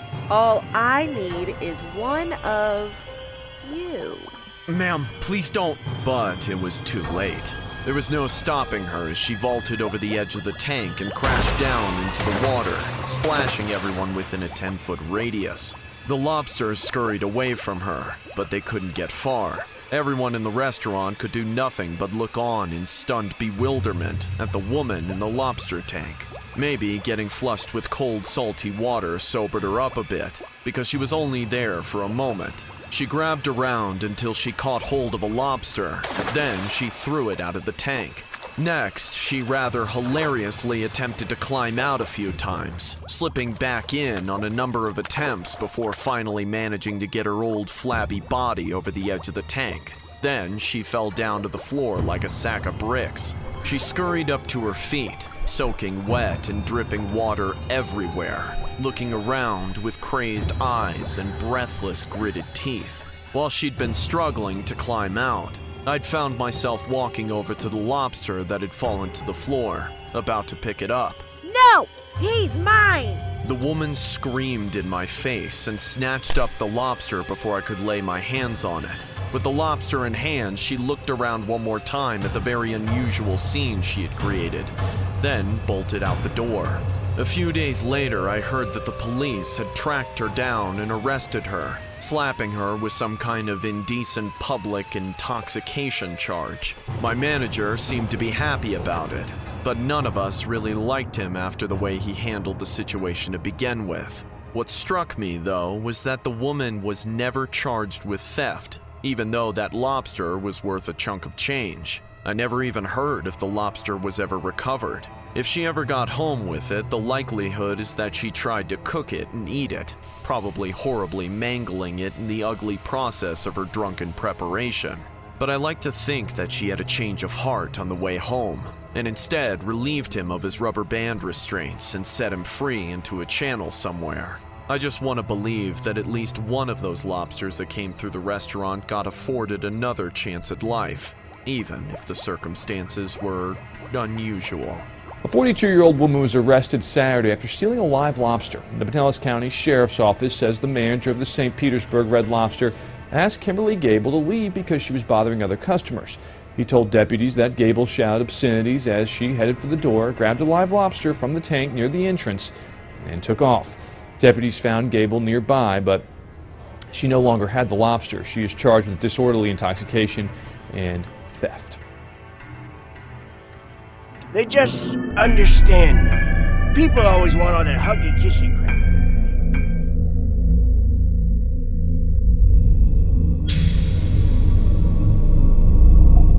I love sweets. So when I got a part-time job at Dairy Queen, I felt like I was one lucky girl. As one of the crew members, I was in charge of food production and sanitation. However, every now and then, I would also take on the role of cashier. I had no qualms about my colleagues. We all got along pretty well. While I was still learning the ropes, they were there to entertain my queries and lend a hand whenever I wasn't certain about what I was doing. There were usually 8 of us, and we were a good team. However, just when I thought it was a piece of heaven on earth, every time I left for work, I would arrive at Dairy Queen, greeting a corpulent lady whose makeup was always too thick, like Ursula from the classic Disney film The Little Mermaid. The hairnet kept her curls in place, and her uniform was neatly pressed, emphasizing her strict discipline towards sanitation and order. This was our manager, and according to the employee, she was often called Madame. One day, the manager could no longer contain her anger that she demanded a skinny female crew member who was often sick and late to work to do 100 sit-ups in the kitchen area. Every time she attempted to take a break, the manager would scowl and kick her somewhere near the ribcage. I was so stunned that I forgot to look away when I should have. So, when the manager caught me looking at her, she glared at me with gritted teeth and said, "What the hell are you looking at, huh?" My body trembled as I went back to work. I was in front of the ice cream station when I was making the blizzards when I heard the kicking stopped. I was sweating profusely now as I saw this terrifying person approaching me from my peripheral vision. Then, not a moment too soon, she grabbed my hair, intending to push my head towards the blizzard mixer. So I instinctively fought against her sinister force with my hands gripping the mounted wall cabinets hanging above the commercial mixer. It seems you have so much spare time in your hands that you can't help but mind other people's business, she whispered menacingly into my ears.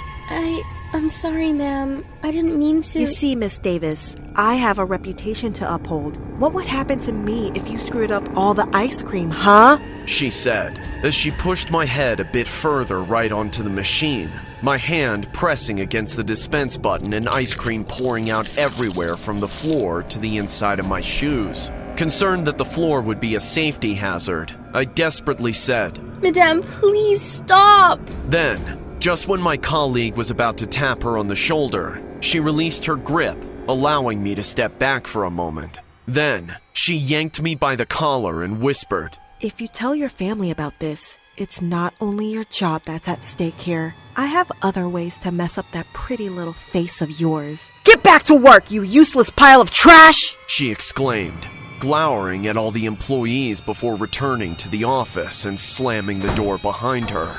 I was consoled by all my co-workers, and one of them, who was also a teenager like me, approached me and said, After what I've seen, I think we better resign. There are better work environments out there anyway. I'd even go as far as to report her. I agreed with her, of course. After all, the manager was nuts. So, I decided to work until the end of this week after acquiring the last of my hard-earned salary. All I had to do during this time was avoid getting on the manager's bad side. The following day, I was dipping some French fries in oil when the manager approached me. With a tyrannical look, she said, What do you think you're doing? You're supposed to be on break. Go on, leave your post! Still shaken from our last conversation, I politely declined her command, saying, Thanks for your concern, but I already had my break, and I need to complete my remaining tasks before my shift ends. She continued to glare at me, which I thought was perplexing since I precluded the use of any offensive words or expressions. Then she said, Insubordination! Are you saying that I'm wrong? What? That was entirely irrelevant to what I said. I was infuriated, and I wanted to give her a piece of my mind. But upon recalling her threat, I recoiled and decided not to speak in case responding to her in any way gave her the wrong impression. I just asked you a question, you lowlife. Now you're giving me the silent treatment? You must think you're better than me, don't you? She accused me as she started chucking waffle cones and ice cream sandwiches at me. My natural response was to raise my arms and protect my head. Her rage made her so powerful that we slipped and fell to the floor amidst the altercation. I tried to crawl my way out of there, but she had a firm grip on my left foot. One of my colleagues, the teenager who told me to leave the job, intervened and smashed an entire ice cream cake into the manager's head. Once distracted, she managed to pull her away from me, giving me ample time to get to my feet and call my mother, asking her to come to Dairy Queen. However, the manager was still too strong. She immediately got up and strode to the office where she locked herself in. Then, when my mother finally arrived, my friend and I told her everything that had happened. Enraged, my mother demanded to speak to the manager. Hence, with a clenched fist, she hollered, Come out! What did my daughter ever do to you to deserve this treatment? Face me, you coward! The manager exited the office and headed straight for the kitchen, ignoring my mother's query and complaint. Disgraced, my mother messed up the counter, scattering the straws and utensils on the floor. She pulled my friend and me away. You're not getting paid to be abused, she said fiercely.